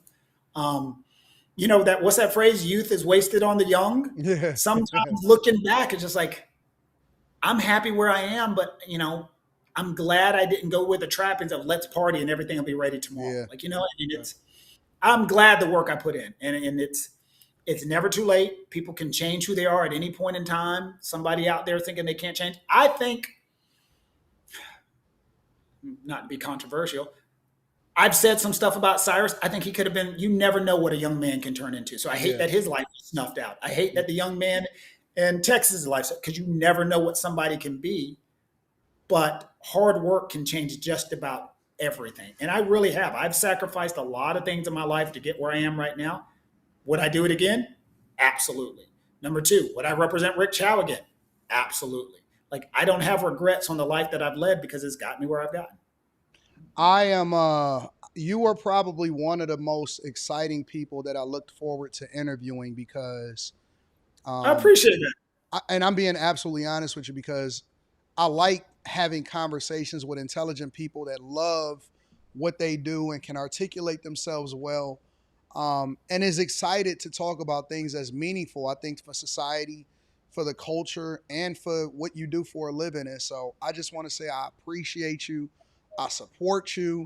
If there's anything that you ever need from me, that I can do, that I can help you out, you have my phone number. Please don't hesitate to call, and trust and believe this is not the last time that I'm going to reach out to you. So you can reach out anytime. If anybody's out there reaching out anytime, please stop calling me a coon. It took me forever to figure out what that little damn emoji was on my damn thing. I'm like, wait a minute, that's a raccoon. yeah. You know, the funny part about it, Anton, is everyone's like, how are you not more upset about it? I'm like, people are angry. Let them get emotional. But, you know, if you're not paying my bills and you're not my wife, I don't give a damn what people think about me. Absolutely. And that's the way my life is. And I'm not going to be negative back. So if anyone thinks getting a rise out of me, I'm going to say something nasty to them, I'm like, I'm not built that way. I'm not a nasty human being. Curse too much, but that's about it. Yeah, me too. I've been working on it, especially on this show. But listen, I really do appreciate it. You've been more than gracious with your time. Again, anything that I can do in order to support you, because I am 100% in your corner. And I think that we need more Shaun Kents, right? We need more people that speak to the intelligent aspect of what it is that we do. And so the culture can look up to people like you instead of celebrating the things that's the worst for us. I don't like the fact that Cyrus is not here. I don't think that anybody wins. Nobody wins, right? But at the same time, you know, the law is the law, and I think that you uphold it well, and you're a great representation of what it is that we should aspire to be as a culture. I appreciate it more than you realize. Thank you so much. Thank you, Shaun. Y'all have a great day. Thank you, my friend. Let me know if you need. I can never do anything for you. Okay, great. Ladies and gentlemen, that was Shaun. Mr. Kent, I think that he's a phenomenal person, a phenomenal lawyer, great at what he does, and added so much value into the platform. So for those of you that still have questions, that was feeling some type of way, that wanted some clarification in this whole situation, in this whole case, hopefully you got it. I asked the questions that I wanted to know. I asked the questions that I had been hearing people have a conversation about on social media. And then I asked the questions that you guys asked me to ask Mr. Shaun Kent, because very rarely do we get some insight into the mind of a genius. And I think that he's a genius. Without a shadow of a doubt, I think that he's a genius. Let me read some of the super chats, and then we'll go from there. Let me see what we got happening inside of the streets. Real TV says there were no winners yesterday. One child is buried and the other will be buried in the prison system for up to 35 years. I agree with you. I agree with you 100%. Debt-Free Dad says the most important skill is conflict avoidance. When I was a defense attorney, I would see it all the time. You know what's so funny about that, Debt-Free Dad? People will say conflict resolution, but they won't say conflict avoidance. I think that that's key. I would see it all the time. I did it because he said this, and I felt disrespected. You're not going to bruise my ego. And that's all it is. It's ego. We don't want to walk away because we don't want to seem like a person that had to yield to the other person, but it's going to cost you your freedom and it may cost you your life. Pop, what up? Pop says, is it true that the family received hundreds of thousands in GoFundMe money? Why did he have a public defender? I hope I'm misinformed. Well, I don't think that he had a public defender. And the family did receive hundreds of thousands of dollars in GoFundMe money as far as the Karmelo Anthony case. Jay Hunter Lee says, you are not a product of your environment. Your environment is a product of you. Shout out to my dog, Jay Hunter Lee. B. Hunter, that spot says After Hours was hilarious. Thank you, B. Hunter. I appreciate you. Solution Trucking Channel says, I'm very excited to have this conversation. We need this. Shout out to Mr. Kent. Yeah, shout out to Mr. Kent for gracing us with his time. My girl, what up, Messy Michonne? Says, good morning, Mr. Anton and Mr. Kent in chat. Calling fair use now. Yeah, y'all can react to it. Whoever wants to react to it is more than welcome to do so. Molly, what up to my girl Molly? Says, hey, Chad, I love when Anton does these interviews. Great collab with Mr. Kent. Oh, I think that we're going to have a lot to discuss on Thursday. A lot to discuss on Thursday. Yeah. What up to my Molly? That's my Molly, by the way. T-Mac says, AD asked him where he went to law school and if he was born and raised in South Carolina. Yeah, he spoke about that. He said he was born and raised in South Carolina. He didn't say all of the places that he went to law school, but he did study over in East Lansing at Michigan State University. And I'm not sure where else. Peter B says he did get a jury of his peers. And thank you, P, because I appreciate you for the 50 ball. It does not go unnoticed. I always like to highlight and champion everybody that always contributes into the platform. So I really, really do appreciate you, P. Says this happened in a predominantly white suburb of DFW, Dallas-Fort Worth. The individuals selected were from his area he resides in. Hence, he did get a jury of his peers, his neighbors. Shout out to my dog, P. Mrs. Bailey says content is fire. Thank you, Miss. My Mrs. I can't call you mine because you're a Mrs. Mr. Joe says the black people who got interviewed for Karmelo's jury recused themselves. They couldn't separate their racial bias. Mia, what up, Mia? Mia Mama says, Mr. Kent, I know you have a TikTok, but for those with no social media, can you please post it to YouTube as well? Many blessings and outstanding work. Yeah, I'm going to send this to him, Mia. Shout out to Mia.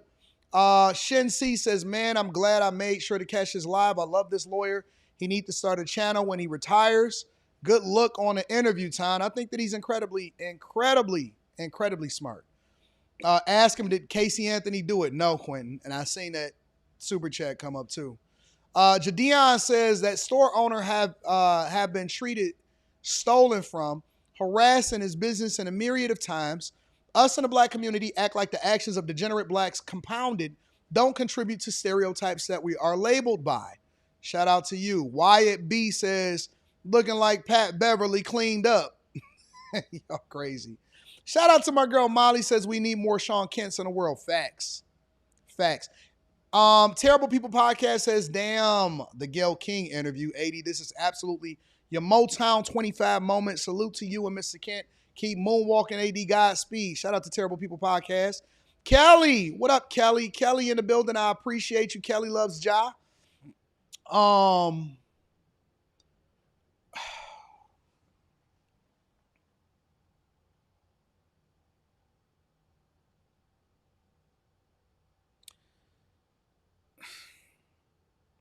Let me call my dog back. Give me a second, y'all.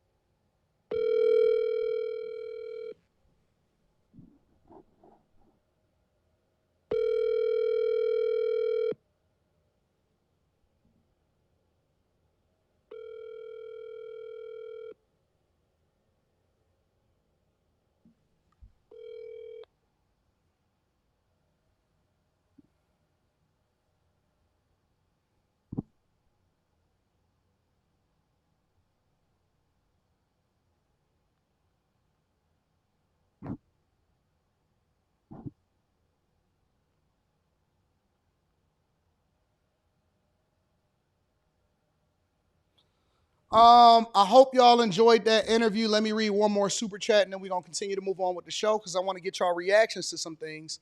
Shrig says, I normally agree with most of your stances. However, to be honest, I disagree on this one. After seeing Mr. Kenton, thank you for the 50 ball, my friend. I don't want my attorney being over carbohydrated, frumpy with messy hair. Yo, shout out to Schwigs. I appreciate you. Thank you for supporting the platform, big dog. Courtney Egger Show says, what up, AD Fire interview? I appreciate you for pulling up for my live last night. Yeah, man, I was talking about some stuff, so I had to pull up and see what y'all was talking about. Shout out to my dog, Courtney Egger Show. Make sure y'all check out his platform. He does some great work also. Again, make sure y'all hit a like for the algorithm, subscribe to the channel, and turn on your notifications.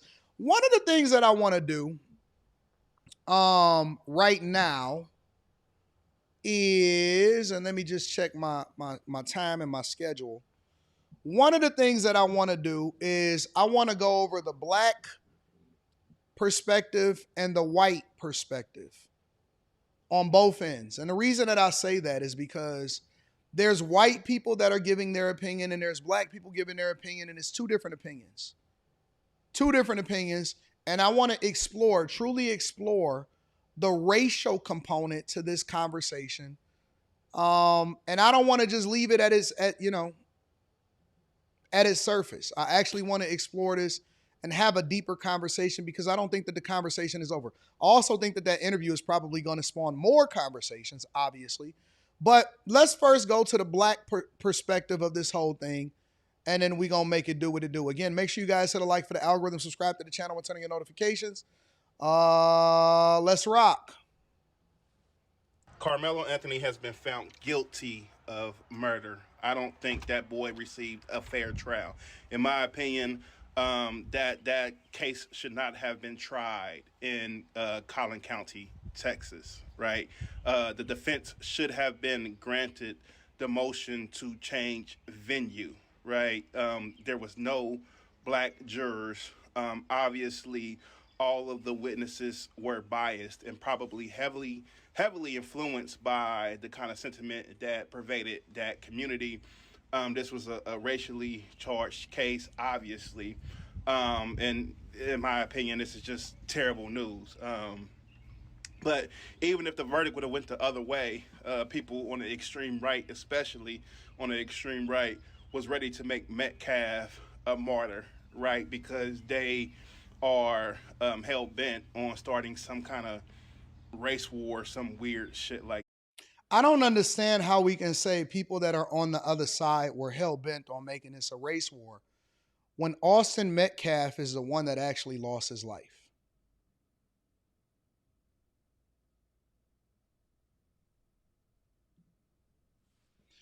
Let's keep that in mind, right? The person that died, and I want y'all to remember that the Karmelo Anthony case is completely different than the Cyrus Carmack case, right? One of them had a gun, the other one didn't. One of them was, in my opinion, premeditated, and the other one, they got caught up in something that they shouldn't have been a part of, and the gun is probably their undoing. In neither situations do I think that we want people to die. We don't want people to go to jail. I would rather you be a productive member of society, but I can't be the one to tell their parents, right? Because a lot of people are giving their 2 cents, but a lot of people are not taking into consideration the parents. In Austin Metcalf's case, I'm not sure that their kid that didn't have a weapon, that they decided that he wasn't supposed to go home. Yo, C, I'm on a live stream. What's going on, big dog? Oh, man, I'm in the closet crying. Homie, this kid is innocent. I've been with this family since day one. You talking about the Karmelo Anthony kid? I was calling you with the dad on the phone. I want you to interview them. Homie, I never spoke on it. Man, I've been with the family since this happened because I went against the family. I can bring him on tomorrow. You talk the dad of Karmelo Anthony? Yeah, Karmelo dad. I want you to interview the mom and dad. Homie, this kid has no blemish. He's a real lamb. When we think about the lamb, homie, he's a real lamb. fleece is white as snow. He has no blemish. He has no blemish, homie. They wouldn't even let the fact that these two white boys, 6-something, almost 200 pounds, are trained mixed martial artists. You got one on one side. These boys are bar hand destroyers. The one he killed broke his daddy collarbone. These kids have a reputation of sexual misconduct, drugs, alcohol, guns. They are terrifying.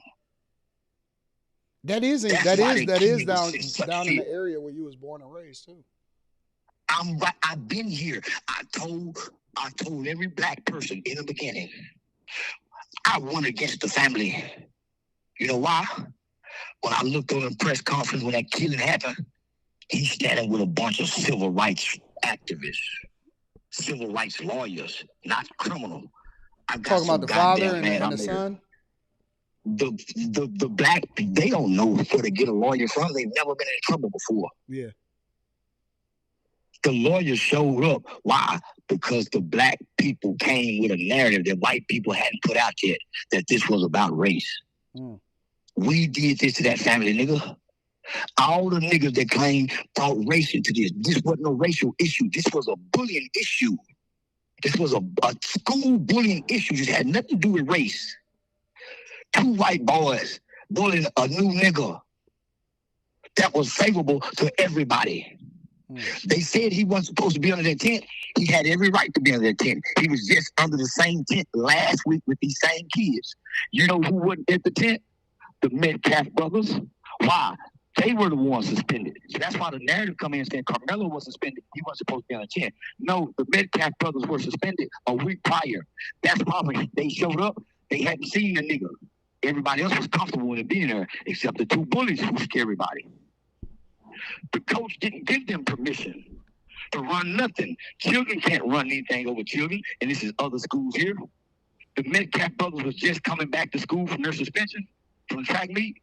The coach texted them to keep good leadership, not run nothing. Yeah. They had to use that text to make it like they gave him authorization. How would Karmelo know he has authorization to tell him to move and he's physically trying to move me? Yeah. Yeah, I talked to the father. So hear me out. These black people, these civil rights lawyers, this is what we do to one another. The Ben Crumps, the Lee Marys, all these motherfucking people y'all think somebody. Nigga, they ambulance chasers. That black man and his family, black people throughout the country, gave their money and not their hearts and attention to this family. And they raised a GoFundMe up so high, they made this family a target to every black lawyer, civil rights. Look, they got $800,000 in a GoFundMe. They could never get the right kind of lawyer. Why? They paying for the money, and that's what happened to this family. So you got the black community activists go out to a redneck town with a liberal mindset, liberal lawyers, with no power in this cracker town. You got to go get a good boy from now. They got somebody from the outside to go fight inside. And none of them people in that courtroom respected them docile ass crackers in there. I just spoke with I was just talking with Shaun Kent. Shaun Kent is the lawyer. I just interviewed him on a live. You on a live too, C, just to let you know. So let me finish it because I gotta get this out, homie. No, go ahead. Do your thing. Black people did this playing racism. It took away from the fact that these was actually two children and not two racist boys. These was two children at a sports event. Have you noticed we haven't heard no children speak, whether they need counseling, therapy for the aftermath of a death in front of them? They went out there and silenced every kid.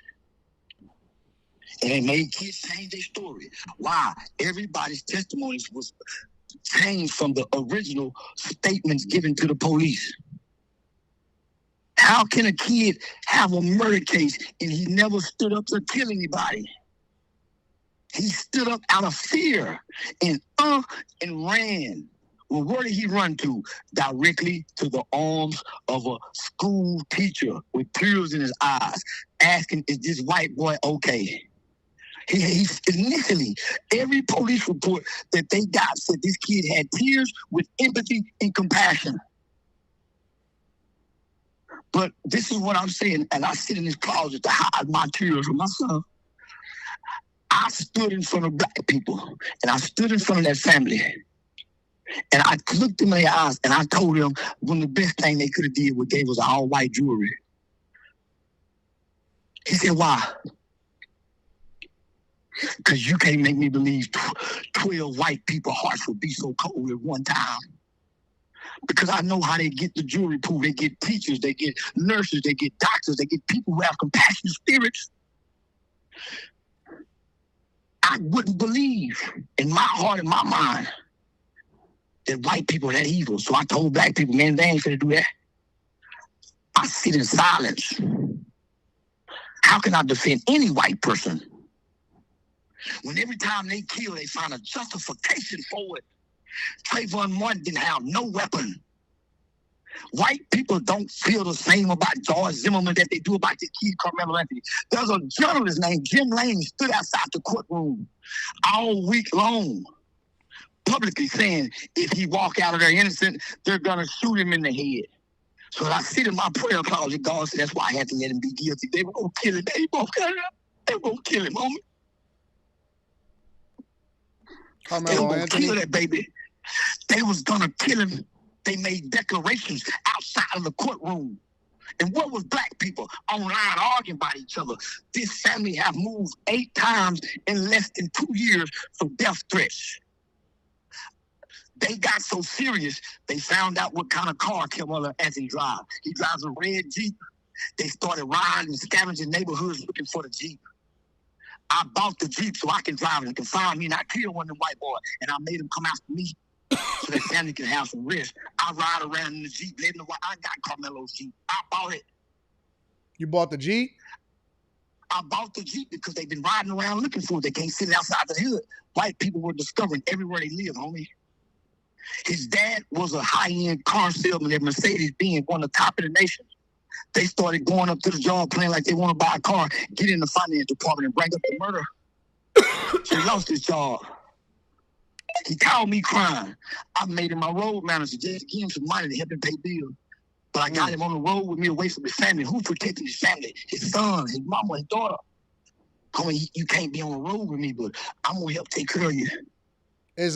Was they able to use some of the GoFundMe money in order to help support themselves? Man, they stopped it. Why? Because the white media on Twitter saying that they were buying mansions. They stopped their GoFundMe money? They stopped the GoFundMe money because they say they were buying mansions. White people attack this family like we seen like no other Jim Crow. I used to say racism was not alive in America. Racism is thriving in America. Why? It's embedded into the fabric, into the hearts of white people. It ain't in us. Hate is not in us. We're responding to hate, so we look hateful. White people are over us. They can do to us whatever they want to do to us. They can go back to raping our women, and a jury can say, hey, they find mitigating factors for the people. And the only way to beat the white man is with his law. This kid went to law school because I failed. He was out on bond for murder. He graduated high school, my nigga, and went to go be a lawyer for Mr. Charleston. And the kid studied all year long. Every book I gave him, he read. That's a good kid. When you talk about fleece white as snow, that's Karmelo Anthony, not those 2 white boys that died. They found a reason to justify George Floyd killing. They found a reason to justify everybody who they kill us. And we're never right with white people. We are never right with white people if we don't play white. Because white is right. I don't like white people that much, nigga. I went and played on white people so I can have influence on my people. I went and learned everything white people know about English history. That's why I'm so good. I did this for us, nigga. I don't love white people that much. But I gotta play like I do. I wake up thinking about doing something to white people every day because I see how they do it. But I gotta look look in the mirror and grab the coward side so I can live and be happy as a black man. I really want to die for some shit, nigga. We can't be like that though. I really See, want to die for this shit, we nigga. can't be like that though. See. I can't. But guess what? They like that, nigga. You fight fire with fire. Nobody have ever been able to beat the white man not being like that. He's like that. How can we in America look at this trial and say racism when children are involved? Why? Because the white people came and made it racism before the white folk got there. Every step of the process, this black kid had to be passed along to a white face. Every step of the process, this kid had to be passed along to his enemy, and they never saw him as a kid with epilepsy, no violence in his background. This kid has saved more lives than he's thrown any punches throughout life. He made the news when he was 19 years old for rescuing a lily white baby. This ain't the one we turn our hearts cold to, people. Y'all ain't never heard me talk like this, my nigga. This ain't the one we go cold on. So what do you think we should do? I'm raising $75,000 in 29 days because we have to get this kid an appeal filed with me. I only got 29 days. Can we get his? I could use my platform to get his father story. If you want me to talk to his father, I definitely can talk to the father. That's why I'm calling you with this. That's why I've been calling, fam. Do he want to join the live stream? Because I got thousands of people watching right now. I don't think they can. They gotta up and move. Okay. These people's life is in danger. White people got what they wanted. Give him my number. See, give him my number and tell him. I will. I'm gonna do. I'm gonna do a conference or text message. Let me just say this. They want to hurt somebody. They got 35 years, but this don't seem to be enough for white people. So all I'm saying is there's two sides of the law. You have the letter of the law, and then you have the spirit of the law. This is where the spirit comes in. Compassion, mercy, forgiveness. And we didn't get all the facts. The reason that kid was so fearful is because these were some dangerous two boys. And everybody out here knows that. Have you noticed that the black judge who lowered Karmelo's bond, she's disappeared. She have disappeared, people. When that black judge who was voted into office out there, when she lowered that nigger's bond, she's been in hiding in secret protection since then. The white folks went after her. She got to have private security now as a judge. Nobody mentioned her anymore either. She had to go in hiding. This family done moved 8 times, Shaun. In fear and hiding. Every time they find somewhere, somebody, a lady by the name of Sarah Fields, they was leaking information from the courts when he was making bond to Sarah Fields. Sarah Fields would come online giving all these people personal information. Everything. So I attacked Sarah Fields to put the heat on me. I make me the target, white people. Come try to hurt me. I got the guns. I got what y'all want. No, see, we don't want that. We don't want that. No. So that's what I said then. Yeah. So that family can find peace into the trial. I brought the heat on me. You know what them white folk did, including Sarah Fields? They're trying to sue me. It's a lawsuit. They're trying to serve me with a lawsuit after one of my comedy shows for speaking out against Sarah Fields and his family. It's a lawsuit on me right now on the docket. I won't respond to it. Why? I'm an ignorant nigga. I can't read or write. If I ain't read it, you gave it to me in small print. By law, I'm on a live stream. I'm on a live stream. See, I want to be careful. I got to get off there because I'm not playing for country. I'm talking out of passion in my heart, my nigga. Yeah, I don't want it to get a little bit deep. So shout out to everybody that's in the chat. Make sure y'all hit a like for the algorithm. Subscribe to the channel and turn on your notifications. Wednesday, hump day, y'all. It's hump day. Hold on, let me send a text message real quick.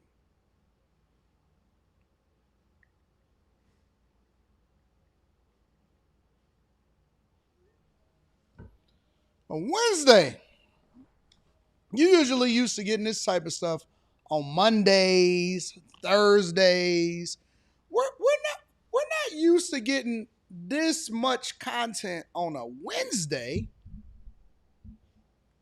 Somebody said called the wrong one. No, he called me, and then I called him back. He called me, and then I called him back, and then he called me back again. So. All right, make sure you guys hit a like for the algorithm, subscribe to the channel, and turn on your notifications. Let me read a few more super chats. And then we gonna go from there. Y'all see why it's important for me to start a show earlier? I can get more out. I can pivot. I can make adjustments. I can do all of these things.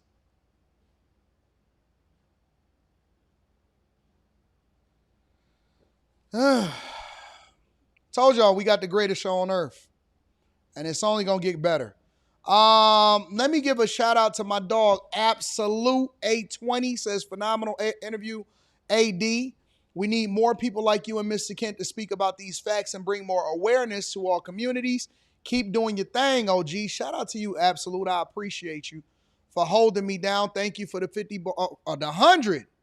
Shout out to you, Absolute. Thank you, my friend. I appreciate you. Tragic says the comedian needs to hire Mr. Kent.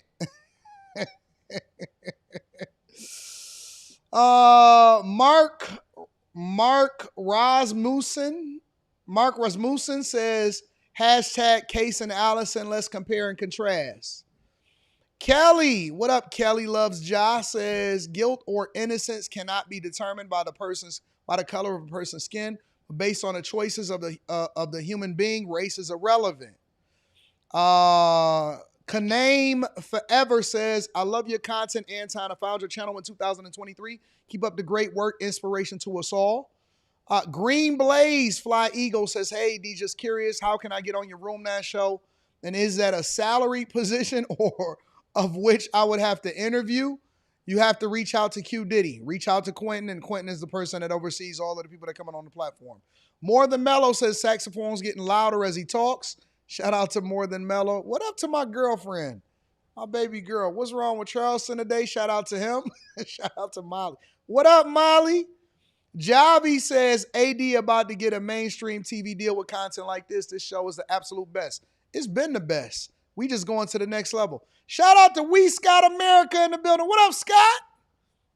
He said how much they pay Charleston. Charleston is a passionate person. He's an emotional, passionate person about the things that are meaningful to him. I love my guy. Shout out to Charleston. I love Charleston with every fiber in my body. Casual Germ says, AD, where do you find these people? Friends, man. Excellent journalism, says TBA. Appreciate you. Chris Cunningham says, what a morning, huh? Maybe we should, hey, hold on. Should we take Wednesday evening off tonight? Maybe we should take Wednesday off. Greatest YouTube show, says Mont G. Appreciate you, Mont. Crimson. Actually, you know what? I think that I want to further the conversation, and I want to have some conversations with the people on the panel with regard to this subject. So maybe we'll skip Relationship Wednesday and we'll get into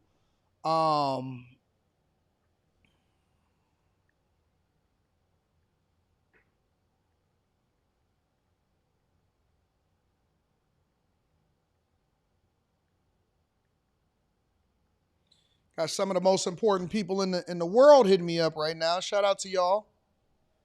My girl Crimson says, howdy, Lordy Anton. What up, my girl Crimson? Howdy, Lord Anton. Nah, I totally disagree with C on this. This is about wrong and right, period. Pigment is not a factor. Make sure y'all hit a like for the algorithm, subscribe to the channel, and turn on your notifications. All right, so wait a minute. Let's re-explore the black conversation, and then let's do a compare and contrast to what white people are saying, all right? Let's get back into it. Again, we're gonna start from the beginning. Make sure you guys hit a like for the algorithm, subscribe to the channel, and turn on your notifications. Karmelo Anthony has been found guilty of murder. I don't think that boy received a fair trial. In my opinion, that case should not have been tried in Collin County, Texas, right? The defense should have been granted the motion to change venue, right? There was no black jurors. Obviously, all of the witnesses were biased and probably heavily influenced by the kind of sentiment that pervaded that community. This was a racially charged case, obviously, and in my opinion, this is just terrible news. But even if the verdict would have went the other way, people on the extreme right, especially on the extreme right, was ready to make Metcalf a martyr, right? Because they are hell bent on starting some kind of race war, some weird shit like that, man. But once again, just within a matter of weeks, I don't think justice has prevailed. Karmelo Anthony has been found guilty of first-degree murder in the stabbing of Austin Metcalf in 2025. First-degree murder in the state of Texas carries up to 99 years in prison, which means that Karmelo Anthony could serve up to life in prison with the possibility of parole. What's next is the sentencing phase. Of course, the jury is a jury of his peers in his county, which are all white, so they rejected the self-defense claim and manslaughter. Now I'm trying to keep my composure because we don't know what this young man is about to receive. Do I think he received a fair trial? I hear you, Slimmy. No, I don't. They just cost him his whole life. Do I believe he was protecting himself? Yes. But in this country, white boys will always get a pass for being aggressive towards black boys. White boys can... You know what? Now that we're starting to register the fallout after yesterday of Karmelo Anthony being found guilty, and then you combine it with the whole Rick Chow case, if I had to compare and contrast, shout out to my dog Slimmy, if I had to compare and contrast, I think that the Karmelo Anthony case is more divisive than the Rick Chow case. I think the Karmelo Anthony case overall, and I don't know if people were just more emotionally invested in that case because of the visibility that came along with it when it first broke out. I don't know if it's because Rick Chow was an Asian man instead of a white man. I don't know if it's because it was in Texas versus South Carolina. But it seems like, and maybe it is because it's a white versus a black thing, it seems like people are more emotionally invested in. I'm going to read that super chat shortly. Shout out to my girl, Michaela. People are more emotionally invested in the outcome of the Karmelo Anthony case than they are of Rick Chow. And I agree with what some of y'all are saying inside of the chat. It wasn't a case about race I don't believe it was a case about race when it came to the actual case itself.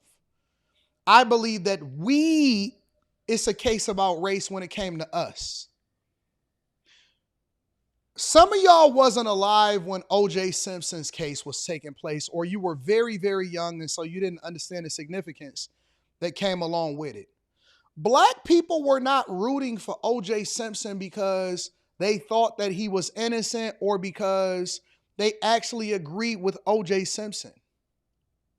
The whole country was divided. Black people, white people. White people were not rooting against O.J. Simpson because they thought that he did it. They were rooting against O.J. Simpson because it had became a racial powder keg. And so black people had a vested interest in seeing O.J. Simpson get off, regardless of whether they think that he did it or not. It became less about the case, and the case was just justification for whether you actually wanted to support O.J. Simpson or not. It wasn't about the case. It was about whether or not they wanted to get back at white people, because in black people's minds at that time, especially during the time of no social media, so you got all of the thoughts of people authentically without them sharing what they thought online. People were more interested in getting justice for black people. O.J. Simpson became a representation of black people beating white people, and white people were looking at O.J. Simpson's case as them ultimately beating them. I remember I think we were like in the living room or something like that, and I remember when that verdict was read. And obviously, at that time, I wasn't an adult, so I was younger. And I remember the verdict being read from the O.J. Simpson case. And I remember there being like, I've never seen in a court case people more excited for the verdict. It was like, if you could, I don't know if y'all have ever seen some of these cams. Like some of the things that I watch sometimes that come up on my algorithm is like a movie scene or a Marvel Cinematic Universe scene when Captain America first entered. And it gets the audience's reaction when Captain America entered. Or when Thor came down with the hammer in Wakanda, right? Or when Thanos beat up the Hulk. And it's like a big reaction, and people were recording the audience just as much as they recording the scene, and they showing the audience. It was like that. It was like your favorite character entering into the movie scene, and people were cheering. Oh my God. Yes. And they were cheering for O.J. Simpson like never before. Never before. They cheered for O.J. Simpson. I remember when he did the Bronco ride, all of that stuff. And so it became a black versus white conversation. It became a black versus white conversation. It was no longer about whether you believe he did it or whether you didn't believe he did it. If you were rooting for O.J. Simpson, you were looking to say, well, this is the justification for why he didn't do it. And if you were rooting against it, then you were saying that this is the justification why he did do it and why he needs to be going to jail. And I will tell you that even though he wound up getting sued, right? Even though they did a civil case after that, they wanted him in jail. They did not care about a civil case. A civil case for a lot of the people that were rooting against O.J. Simpson was just an accessory. It was like a cherry that you get off of the ice cream sundae. It didn't really matter. They didn't care that O.J. Simpson eventually got arrested and went to jail because he was taking his stuff back inside of the hotel. They didn't care about none of that. The main thing was still the main thing. And black people, even after that, started getting embarrassed when they started hearing some of his stuff. Well, if I had a did it, this is how I would have done it. And they started hearing all of that. They didn't want to hear all of that. The only thing they cared about was the fact that O.J. Simpson had got beat. So much about this country is race-based. It's not about the case itself. It's not about whether it's right or wrong. It's not about the children. It's not about any of that type of stuff. It's about the racial component that goes into it. Politics, court cases, money. If it's not about race, then we would probably solve for half of our problems, to be honest with you. Always be the bully. They can always push, shove, call you whatever you want, and can be the aggressor. And if a black boy retaliates, he's considered a thug, even though he's a black people. White people still feel like black people got one off on them on that OJ thing. Now I don't think they forgave for that one. 3.7 GPA student and a top athlete. This is his first offense, and I do not believe he did it on purpose. I believe he just wanted to protect himself, because whether people want to realize, people of the Caucasian persuasion are the most dangerous people in this country, and it could put in. See? And I don't know if you realize, but people of the Caucasian persuasion are some of the most dangerous people in this country. They've centralized it to the entire Caucasian persuasion, and it's not about Karmelo Anthony. It's not about Austin Metcalf. It's about white people versus black people. And the one thing that we know is that the cultures cannot wait for it to be a white versus black conversation. It's almost like we waiting for the next situation. Anybody on high alert. To Karmelo Anthony's family, I am so sorry. But we all know how this country looks at black boys. Karmelo Anthony case just came to a close and the verdict is guilty. Karmelo Anthony now faces anywhere between 5 to 99 years in prison for this. There is a crowd of people outside of the courtroom and the family is absolutely furious. There's word coming out from the courtroom that Karmelo visibly broke down and the family stormed out of. Azriel says, we don't get to kill someone. Yes, we do. We kill each other every day. We practice on each other before we ever get to anybody else. The courtroom, and you can hear the screams and the crying, and it's just so fucking sad. My prayers are going out to this family, and my prayers go out to the Black community as a whole. Please, please, do not let these people invoke you. All right, so we got the Black perspective, and I think that pretty much summarizes the sentiment of what Black people are feeling in this whole conversation. But the part that we haven't had a conversation about is the white perspective, right? Because to ignore it would be a disservice to the whole conversation.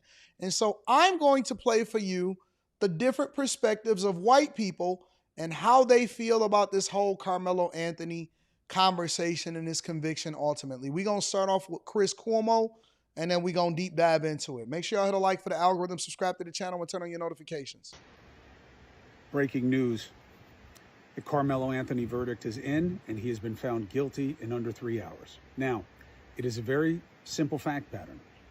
And the damning fact is not simply that Karmelo Anthony told officers right away that he did it, that there was nothing alleged about it, and he said it was self-defense right away, but it was a head-on plunged knife into the chest of the victim, another teenager.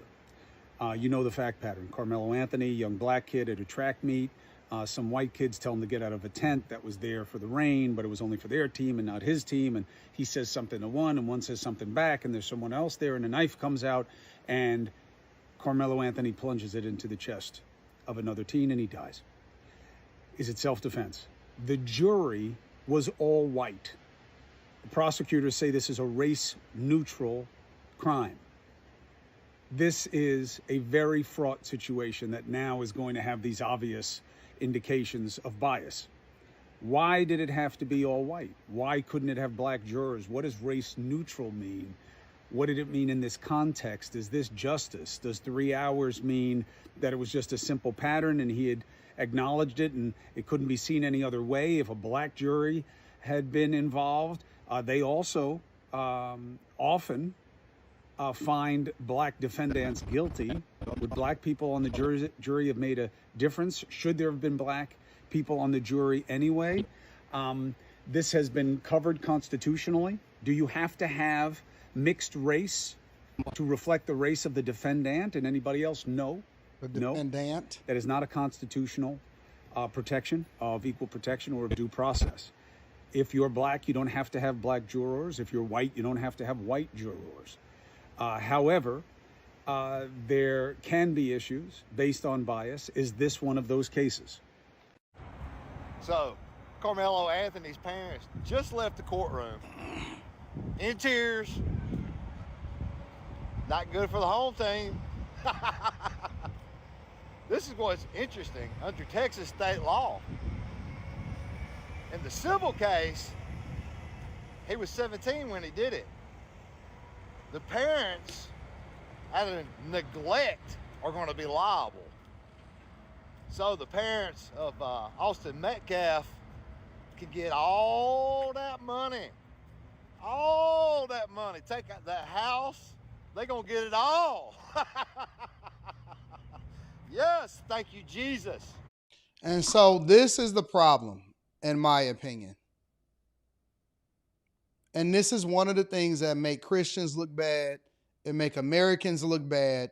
In the same way that I disagree with Black culture about them making it about race, is the same way that I disagree with white culture and that they're making it about race.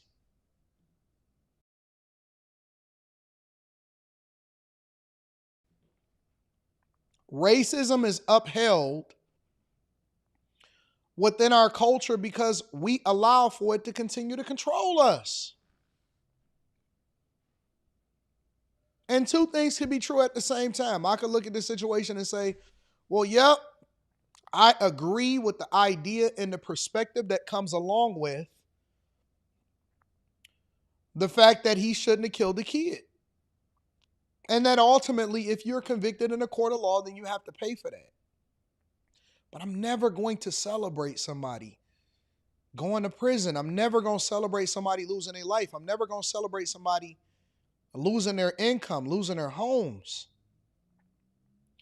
I can have compassion for the situation, but still want accountability so that we can change our cultural norms. I don't have to wish bad on somebody in order for me to feel like justice was ultimately served. That the law is the law. I'm never going to celebrate kids losing their lives. I think it's a travesty. When I review videos and I see these young guys and they shooting up, YNs and shooting up and robbing and tearing up places, and then they wind up getting killed or they wind up getting arrested, I say, good, they need to be getting arrested. But at the same time, it's unfortunate that they even in this situation get arrested in the first place. Who are their parents? Why aren't they being held accountable? What are our cultural norms? How do we solve for this? Why are we not dealing with this at its core issue? Why are we still having children out of wedlock? Why are we having children with no fathers in the home? Why are we doing this? Why are we doing that? And then that's when I start going off on a rant on a culture. And instead of me just looking at just that in itself, I'm compassionate because I want what's best for the culture. I don't necessarily care about all of this other stuff and celebrating people suffering.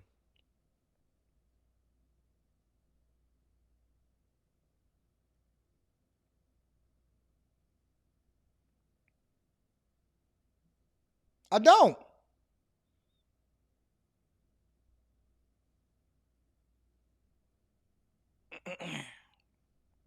I don't understand it.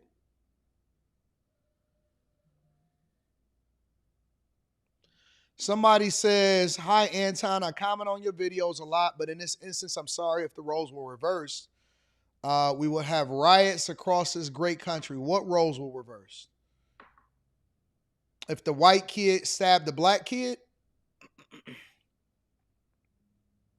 Maybe. I doubt it if it would be riots across the country. It would probably be a lot of protests. Maybe. Maybe. But then if the roles were reversed and the white kid actually was convicted, I'm not really sure that we would say that it would be riots. I know people want the worst available. They want the worst possible outcome. And so that's what they say. If it was, but it's not. I deal with what is, not what could be. Tavi, I say it all the time. Life is 10% of what happens to you, 90% of how you react to it. 10% of what happens to you, 90% of how you react to it. I don't know why that's so hard for people to control.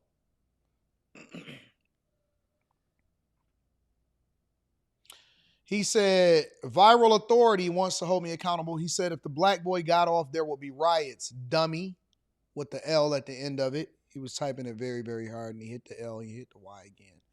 No, that's not what he said. He said if the roles were reversed. He didn't say if the black boy got off. He said if the roles were reversed. This is why we have to listen. We have 2 ears and 1 mouth for a reason. And so we have to listen. 2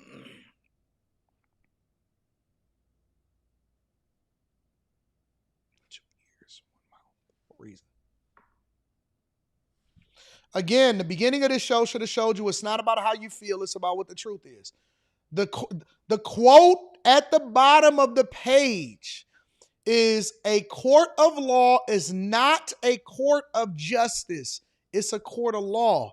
Doesn't matter what you feel. It's not about you.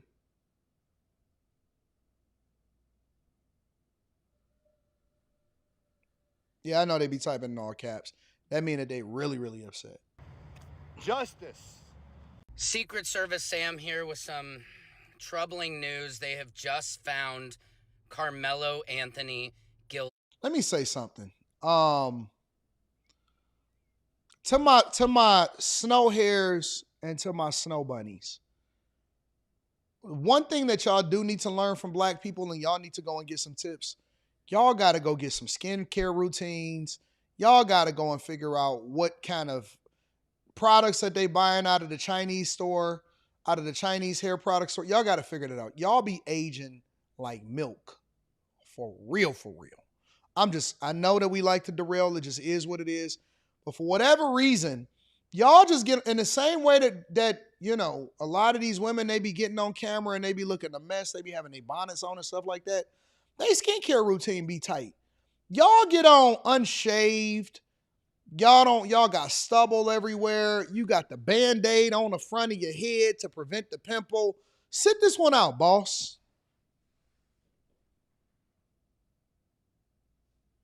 Hair uncombed, collars is drunk, hair coming out of your thing like this. Listen, I consider myself to be a relatively hairy person, but I groom my entire body so that when I do like this, it don't have to be, I don't have hair coming out of my wife beater. You know what I'm saying? Y'all gotta groom. You gotta get that hair off your chest. You gotta iron your shirts. Y'all have to brush your teeth. You gotta shave. You gotta go to get your hair done. All of that stuff. If y'all know that y'all gonna be on camera, I know that y'all don't care. I know y'all just be like, skip it. I'm gonna just cut the camera on and we gonna wing it. Y'all gotta start taking care of yourself better.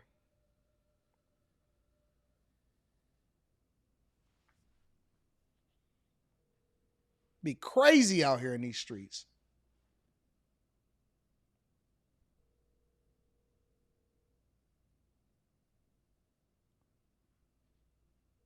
Secret Service Sam, we gonna skip over you, big dog. We not gonna go to you. We gonna go to the next person.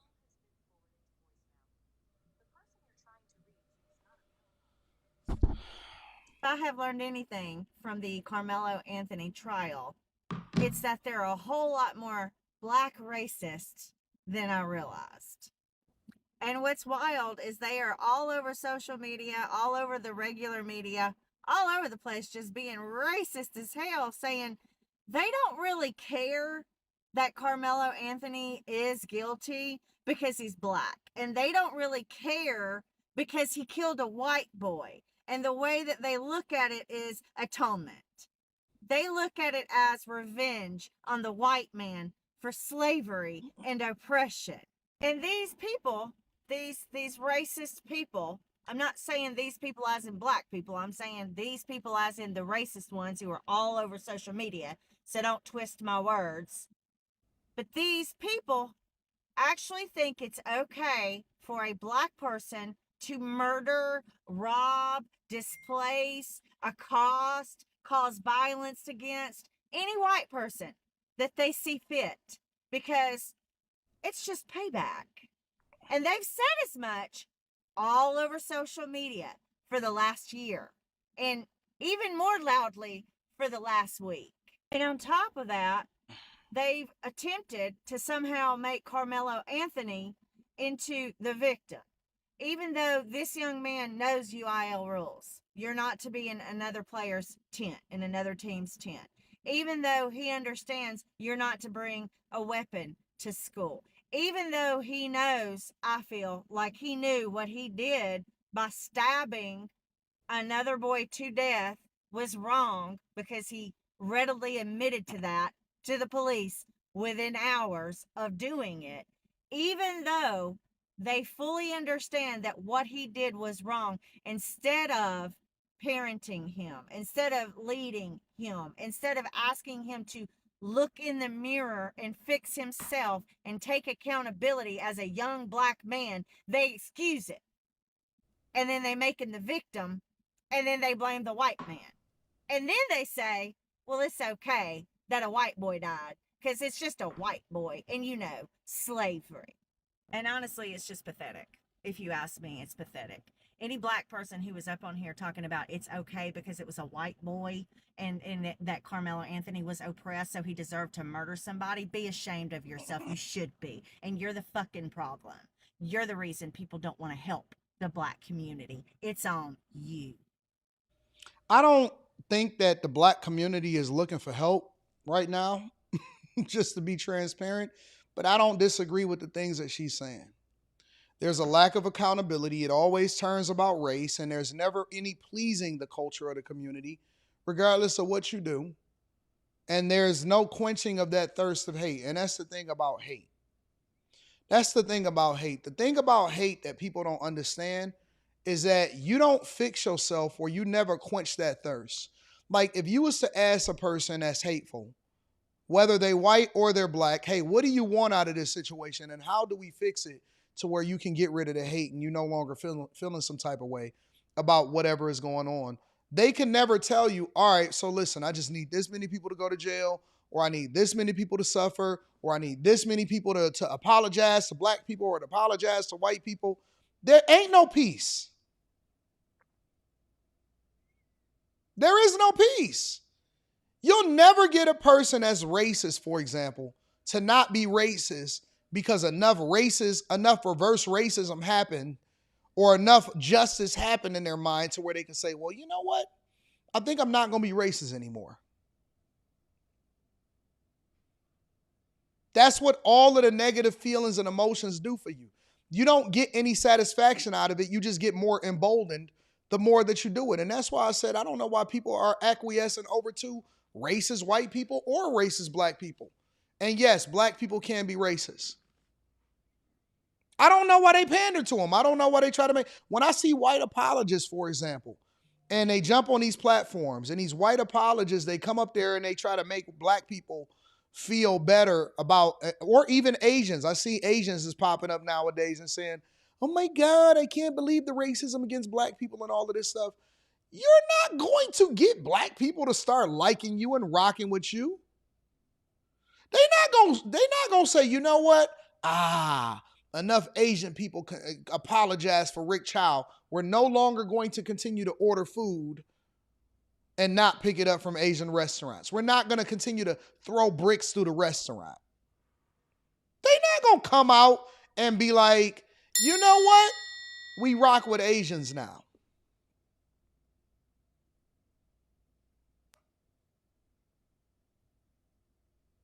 They not. They never are. Black women are never going to like Asian men because they're not attracted to them. And so there's no reason for them to mesh cultures. Black men like Asian women, so there's going to be some mixing in that front. But unless we can bust you down, it ain't going to never be no peace between them. Ever. Unless you give in a box, it ain't going to never be no reason for them to mesh cultures until they go over to Thailand and they want them a lady boy.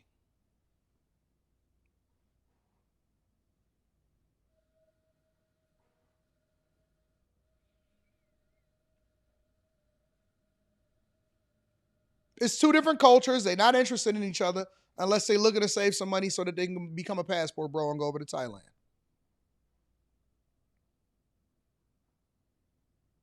That's a fact, champion. They don't even like black men. What makes you think that black women are going to say, you know what, y'all cool, when a lot of them, their entire personality is built off of not even liking the very men that look like them?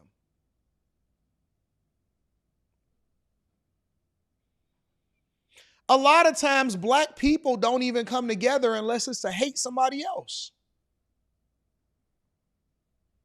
Oh, y'all don't like that part? Am I saying too much?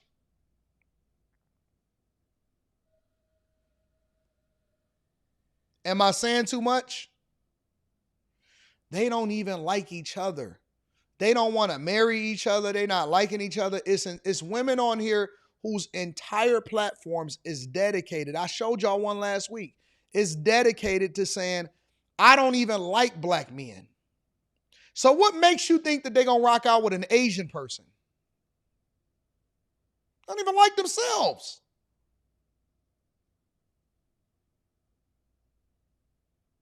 It's white people on these platforms. They don't even like their own selves. They don't even like their own women. They don't even like their own men. I've seen white women on these platforms, and you know why they like black men? Because we got big D's. That's it. Most of us, some of us. They looking to get blacked. If the D didn't come along with it, then it wouldn't even be a conversation for us to have because the D makes everything feel better. It's the great equalizer.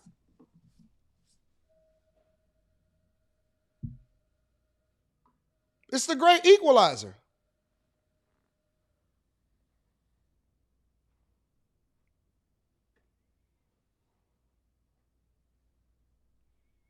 Most of the time when you see a white woman showing love to a black man on the internet, on a social media platform, usually it's with regard to how much they're attracted to him.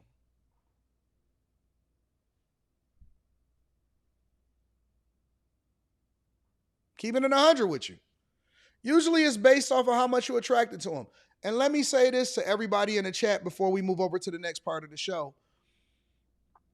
In that instance, if you wind up getting with her, you become the token and you don't even realize. If she not rocking with you because she truly like you and she only like you for what she can possibly sleep with you about, you become the fool and you don't even realize it. I know a lot of y'all are excited about that, but that's no different than what you experienced during slavery times.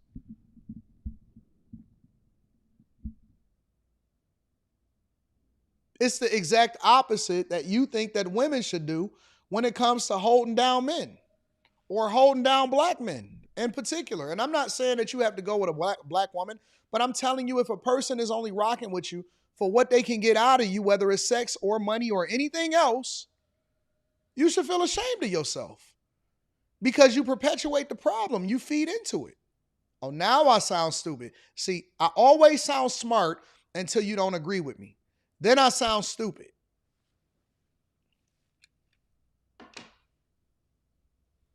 If a person don't like you, but then they use you for what they can get out of you to make themselves feel good, just because you feel good too, don't mean that they like you afterwards. And why would you be around somebody that don't like you? It's a fetish. That's it. But see, here's the thing. Let me tell you something. The sassiest people on the internet, and I'm gonna move on to the next subject. The most uncomfortable people on the internet is the ones that you start to hold accountable and they just so happen to be men. Men will rock with you. They will cheer for you. They will roll with you and whatever you saying, as long as it's against everybody else. The minute that you start to give them a dose of their own medicine and you tell them, hey, listen, you just a token, big dog. You're just a token. They don't mind getting used for their money when it comes, for example, I'm going to keep it 100 with you. They don't mind getting used for their money when it comes to a white woman getting with them. And then if it's a black woman, and they'll say, well, she a gold digger.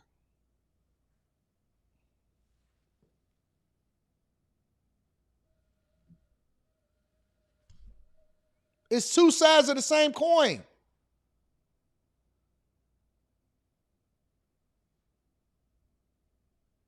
It's two sides of the same coin.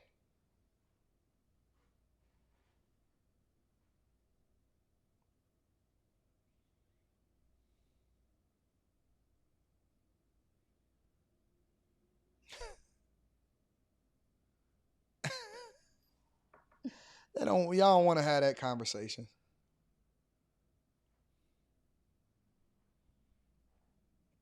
Somebody said you picking out eye boogers. It's not an eye booger. And even if it is, this is a live show, baby. It don't get no realer than this. I'm not trying to put on for you.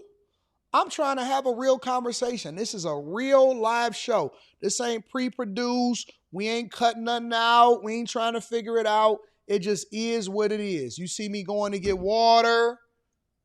You know what I'm saying? All of that. Make sure you guys hit a like for the algorithm, subscribe to the channel, and turn on your notifications. Let me give myself a round of applause for a phenomenal show today. Let me give myself a round of applause for a phenomenal show today. Let me read some of these super chats. Shout out to Slim. Slimmy in the building says that had to be a flip phone away, CW Slim. I can't wait to get me a flip phone. Do they got a flip phone that will endure through all of the slapping down? Chance Talks Business says Karmelo had multiple people yelling at him and only the one who physically assaulted Karmelo was stabbed. Metcalf was aggressive and lost his temper. Well, hopefully I'll be able to get the father on the show, and then I'll let him tell the story, because I always like to get it from everybody's perspective. I Can Prep 2 says, OJ was a black icon, though, so it's understandable to some degree that people might react defensively of him. You know what's so interesting about that? I Can Prep 2? I remember people criticizing OJ Simpson for preferring white women.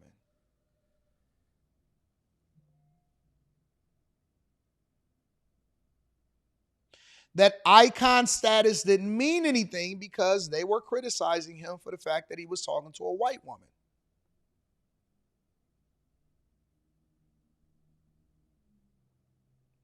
All of that went out of the window when it was a black versus white conversation and that they accused him of murdering a white woman.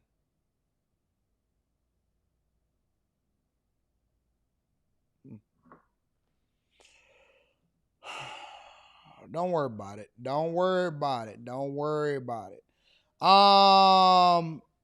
D. Somler says, being a peer does not mean being of the same race. Why aren't black people mad at how Carmelo's family blew the money and instead, money raised, instead of using it for his representation? His family sunk him. I would love to ask that question about the GoFundMe money, but we'll get there. Chase Barnes says, we don't like to tell on each other, so why do you think all black jury would have mattered? Just a thought. Chris Cunningham says, did I miss it? I thought Mr. Kent said that they vet the jury effectively. So if the culture speaks their bias on social media, why do I want to be there? T.S. Carwash says, AD, you start your team with one player. Who you picking? This don't even have nothing to do with what we talking about today, but listen, we talking about it. You start your team with one player. Who you picking? Bron, Kobe, Shaq, Magic, Mike, Wilt, or Kareem? I'm always going to take Kareem. 100 times out of 100, I'm always going to take the winningest player in history on all levels. Cutie Executive Suite Emily says that Shaun Kent interview is the best interview I've seen in a long time. Well done, Anton. They will still be loud and wrong after this, unfortunately. Chosen says, did you just throw a shot at Puffy? Oh, when did I throw a shot at Puff? I ain't mentioned Puff. I don't think I said nothing about Puff. Shout out to my girl, Crimson says, preaching good, Lord Anton. What up, Crimson? El Castigador says, Mr. Child's first name is Harry. Dirty Harry. He said, make my day. He earned the #1 dad coffee cup. Y'all crazy. Y'all nuts. Berto says, for somebody who was getting jumped, he sure had a lot of time to grab a knife out of his backpack. Long Way ENT says, blacked. I might have to end this show early today because y'all got a lot going on. I got a lot of people reaching out to me right now, trying to get in touch with me. Nah, let's continue on with the show. Let's switch up for a second because I'm Karmelo Anthony'd out. I'm Anthony'd out. You know what I'm saying? And so sometimes we got to break away for a second so that we can have a different conversation. Amazing show, Big Dog, cooking up. Shout out to DDG 112 Old Crew currently handling the Iran situation. Yeah, I heard about that too. Shout out to Isaiah Robinson. I appreciate you. Make sure you guys hit a like for the algorithm. Subscribe to the channel with turning your notifications. I want to go over to California because I'm not satisfied with the outcome of Spencer Pratt. And even though I predicted to you guys what was going to happen, one of the things that I also want you to be aware of is how it happened and what happened. So this is what's happening over in California. These are homeless people. Let me remove that. Give me a second.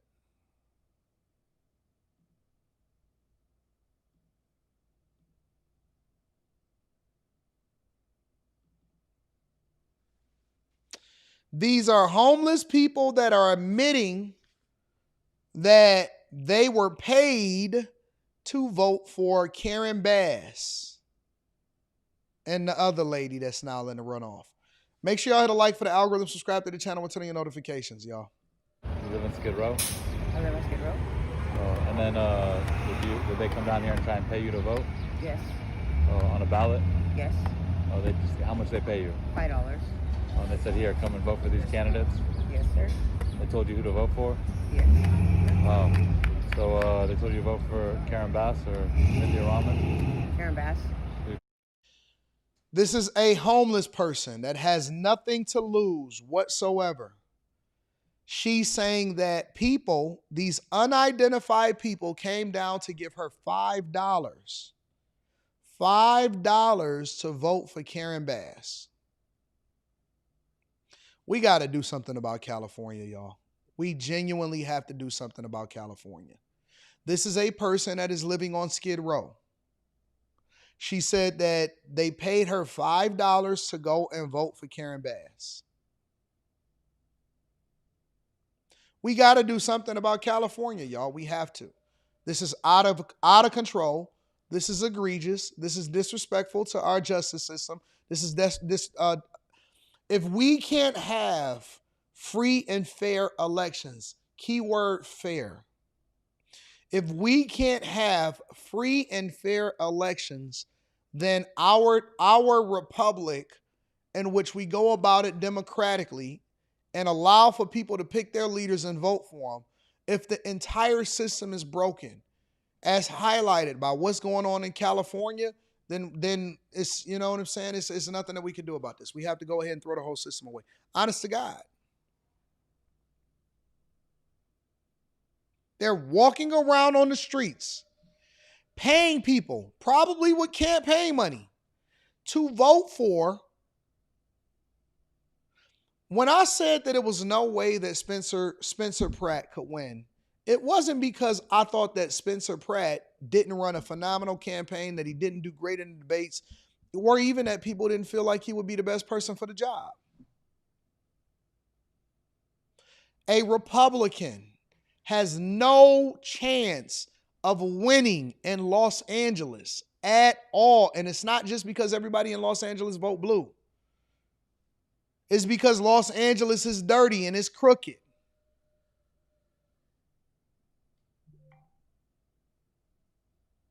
It's dirty and it's crooked.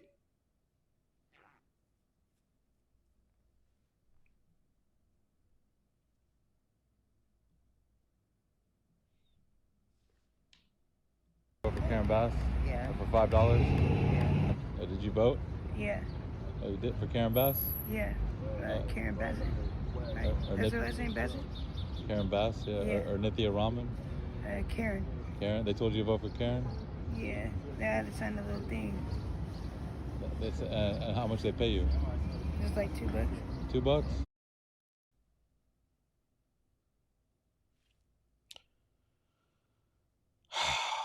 Lord have mercy.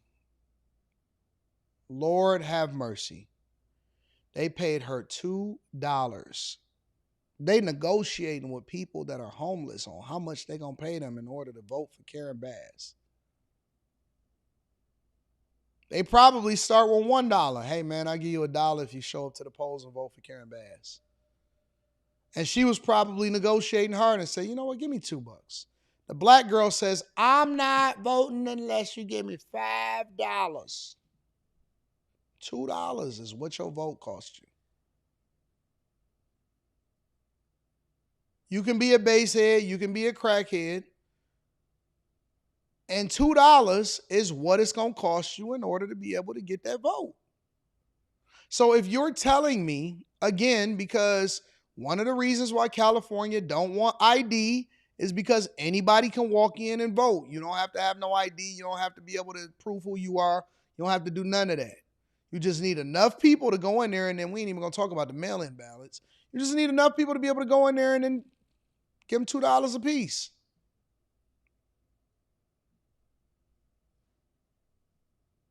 Oh, to sign off on a thing to vote for her? Yeah. They say, oh, do you want to vote for Karen or Nithya? Or they just really just tell you to vote for Karen, huh? They was really voting her, man. They gave you an optional choice, but they tell you who they want you to vote for. Or they tell you who you want to vote for. So like, yo, we'll give you $2 and but you got to vote for one of these people. Well, you know, I'm a barterer, man, so I got $4.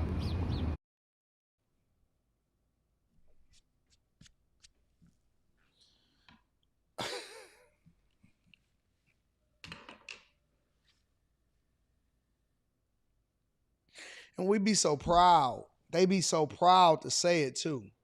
Well, hold on, listen, dog. I know they paid them too. I made them give me more than that. I made them give me $4. I don't know what everybody else is getting, but I got 4, not 2. So whatever she says she got,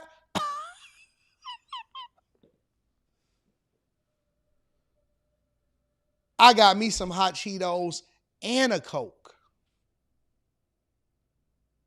She over there looking like a box of powdered donuts, dusty. I'm a barterer. So what I'm going to do is I'm going to take my bartering and I'm going to go and get my 4 instead of 2. Hey, man, what you give her? I want double that. He acting like they is in a production.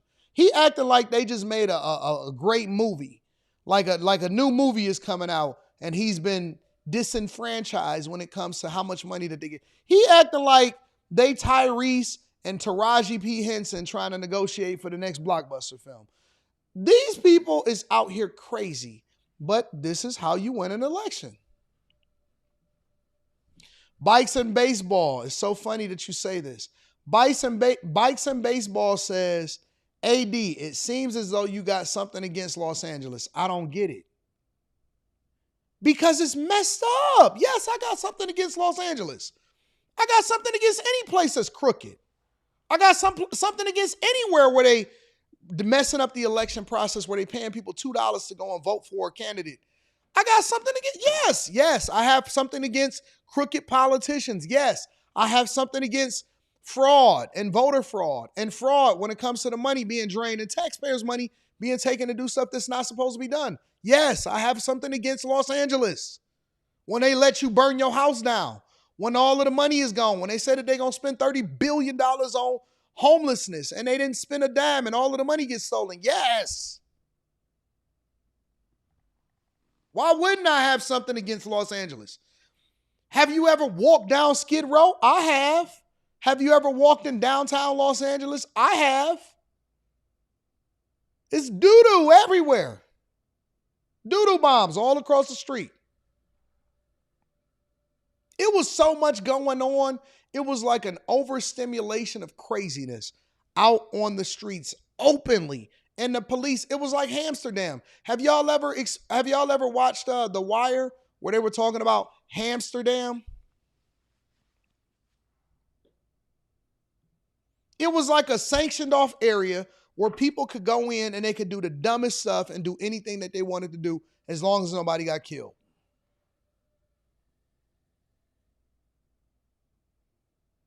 Los Angeles is the most beautiful, ugly place I've ever seen in my entire life. Meaning that they got every single tool. They got the location, they got the weather, right? They got the population to generate the resources. It's sunny all year long, 80-something degrees sometimes in the wintertime. And it looks like a third world country if you go down any alley. It looked like a menace to society hood in the alleys. In the alleys, it's a menace to society hood. All you smell is piss and doo-doo all day long. It's not uncommon to be downtown and see somebody pull down their pants, cock over, and take a dump on the corner. In order for you to feel comfortable in Los Angeles, if you go over to LA Live, right? LA Live is where Crypto Arena is, and it's also where you have, I think it's a JW Marriott, and then it's a Ritz-Carlton. And they're both connected to each other. It's all a part of the same hotel. It's just one side, you get on one set of elevators or you get on the other side of elevators, right? They all use the same services or whatever. And LA Live, it's like an ice skating rink out there. In the wintertime, it's some restaurants. It's supposed to be like an entire entertainment district, right? Where people can come, and it's a very busy place where a lot of people stay that want to go to the game. You walked over to Crypto Arena. They got the statues out there of all of the LA greats. They have, you know, the hockey statues, the basketball statues. Shaq's statue of doing like this is out there. Kobe's statue is out there. Magic Johnson. I think Wayne Gretzky's statue is out there. Wilt Chamberlain, Kareem Abdul-Jabbar. They all out there. I don't know if Wilt is out there. But all of the great statues is out there in Los Angeles.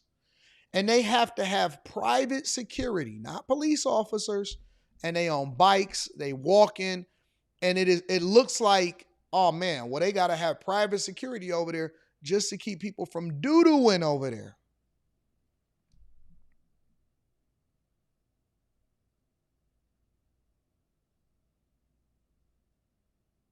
And literally right across the street, I don't know if y'all seen the videos of those graffiti towers, the graffiti towers that got all of the graffiti on every single floor.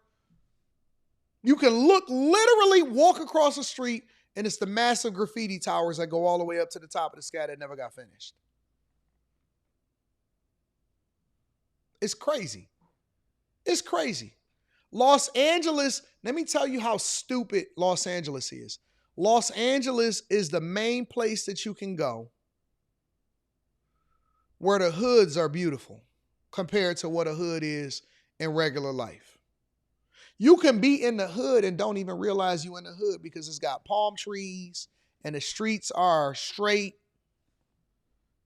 because they don't get no snow, so the streets is not tore up with potholes like it is out here or anywhere else where they have to put salt and snow and do shoveling and all of this stuff. Los Angeles is one of the only places in the country that you can go to, and it's like, you know what, I would move here, and you don't even realize it that you're in danger. That's how beautifully ugly Los Angeles is. They're not even supposed to be living in squalor. They're not even supposed to be looking stupid and dumb.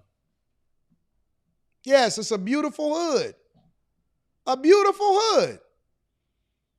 Because if you go over to the hood over in Brooklyn, not even in Brooklyn, in the Bronx, it looked like it's the hood.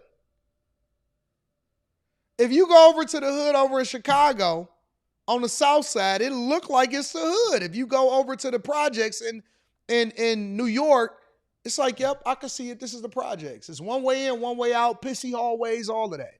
You go over to the hood down here in Detroit, you know you in the red zone. You know you in the red zone. East side, red zone. You can tell. Oh, yeah, it's a red zone. Burned down house right there. They trapping out of that house right there. You go into the poor parts of Arkansas and Mississippi, it's like, wait a minute. I ain't never seen no poverty like this. Incest, trailer parks, trash everywhere. Usually when you go into those places, there's a lot of hoarding because they don't know what they're going to need, but they got parts for everything and they know where it's all at, but they just got to find it really quickly. You go over to Los Angeles and it's like, there's such good energy out here. Look at these palm trees. Look at the sun. It ain't a cloud in the sky. It's not about to rain. And then you look over and somebody is taking a dump on the side of the road with they coochie out. And it's like, what just happened here? What just happened here? What's going on? What are we doing? They had 2 teams, 3 teams, 4 teams, all 5 teams, all within proximity to each other, and everybody taking a dump on the side of the road. And I'm like, yes, Los Angeles is messed up. It's a tore up place. It's a horrible place to do business with. You got what? $4. $4? $4. $4? Oh. Yeah, I don't, you know, since I'm voting your way, can I get a plate? You know what I mean? Yeah. And so $4, they're like, hey, you got to vote for one of these candidates, not Spencer. You do Karen or Nithya. Yeah, that was the best one for me. I mean, that was the one I was suggested for. I don't give a fuck. Got it. You know what I mean?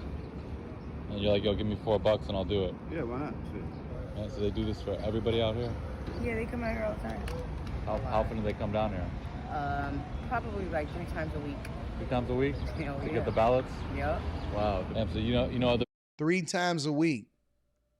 3 times a week, y'all. They come down there 3 times a week recruiting people to get them to go and vote. Man, I don't believe that none of that stuff. Everything that Trump said was true. Everything that he said to meet the press. Trump said it. He said, listen, all you got to do is look. And she said, but there's no evidence. What do you mean? The streets is telling you what's happening. They telling you how they plan it. Kirsten said, but there's no evidence that there's any cheating going on inside of California. It's right there in front of your face. It's right there. That's why they advocating against voter updating, being able to do the whole voter ID. people too that voted too? Actually, anybody that's registered, Yeah. you know, half the motherfuckers down on parole or probation, but you know how it is. You know. Man, it's crazy. I see The people way living life out. is today, man. What happened? The way it is down there now. Man. Dog eat. It's messed up, bro. It's very, very messed up. Make sure you guys hit a like for the algorithm, subscribe to the channel, and turn on your notifications. Y'all wore me out today. Y'all wore me out. I think I'm about to take a nap. Wheel Gun Fanboy says, what up, though? Thank you, Wheel Gun Fanboy. I appreciate you. TS Car Wash and Detail Services. AD, do you be watching Tiny Desk concerts? No, I don't. And to be honest with y'all, I don't even be knowing how y'all be having so much time to watch some of the stuff that y'all be watching. But neither here nor there. TS Car Wash and Detail Service, shout out to you. I appreciate you. Jacqueline Moore says, I hear Charleston, however, when asked to exit an area over 15 times and you don't leave, you are asking for trouble. Make sure you give the other family the opportunity to speak. I want to hear their side also. Yeah, I'll reach out to both of them. H2 Cole says, since you donate $10,000 to the streets each month, we need a 3-month tour around the country paying $2 to $5 per voter to improve local government. Yeah. Make sure you guys hit a like for the algorithm, subscribe to the channel, and turn on your notifications. Thank you to Shaun Kent for coming on the platform. Thank you for Charleston for giving the phone call. Thank you to the audience for tapping in. Here's my question that I have for you guys. All right. Should we still do Relationship Wednesdays tonight, or should we address the uncomfortable issues that we're dealing with culturally with Rick Chow, the case with Rick Chow and Karmelo Anthony?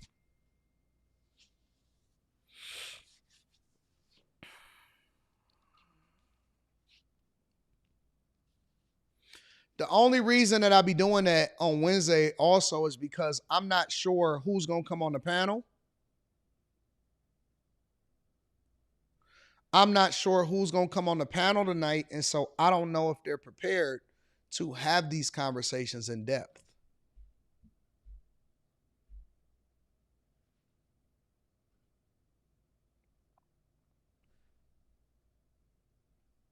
All right. Well, we're going to definitely figure it out. Again, make sure you guys hit a like for the algorithm, subscribe to the channel, and turn on your notifications. There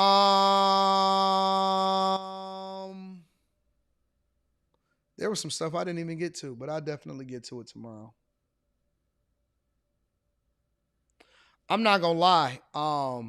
Tuesday nights, Thursday nights, and Friday nights, not Friday nights, but Tuesday nights and Thursday nights, they be wearing me out.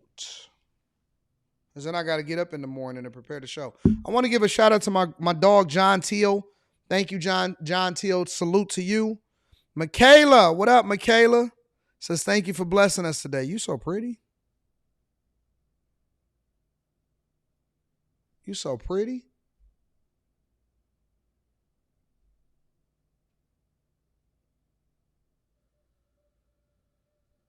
I'm going to save it for tomorrow.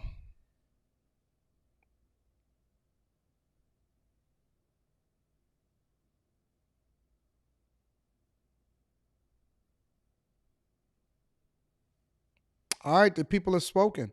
They said what they wanted me to do with topics on.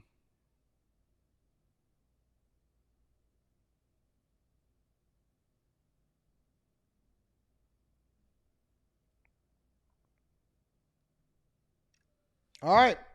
Listen, I love y'all. I appreciate y'all. I'm going to see y'all tonight. Peace.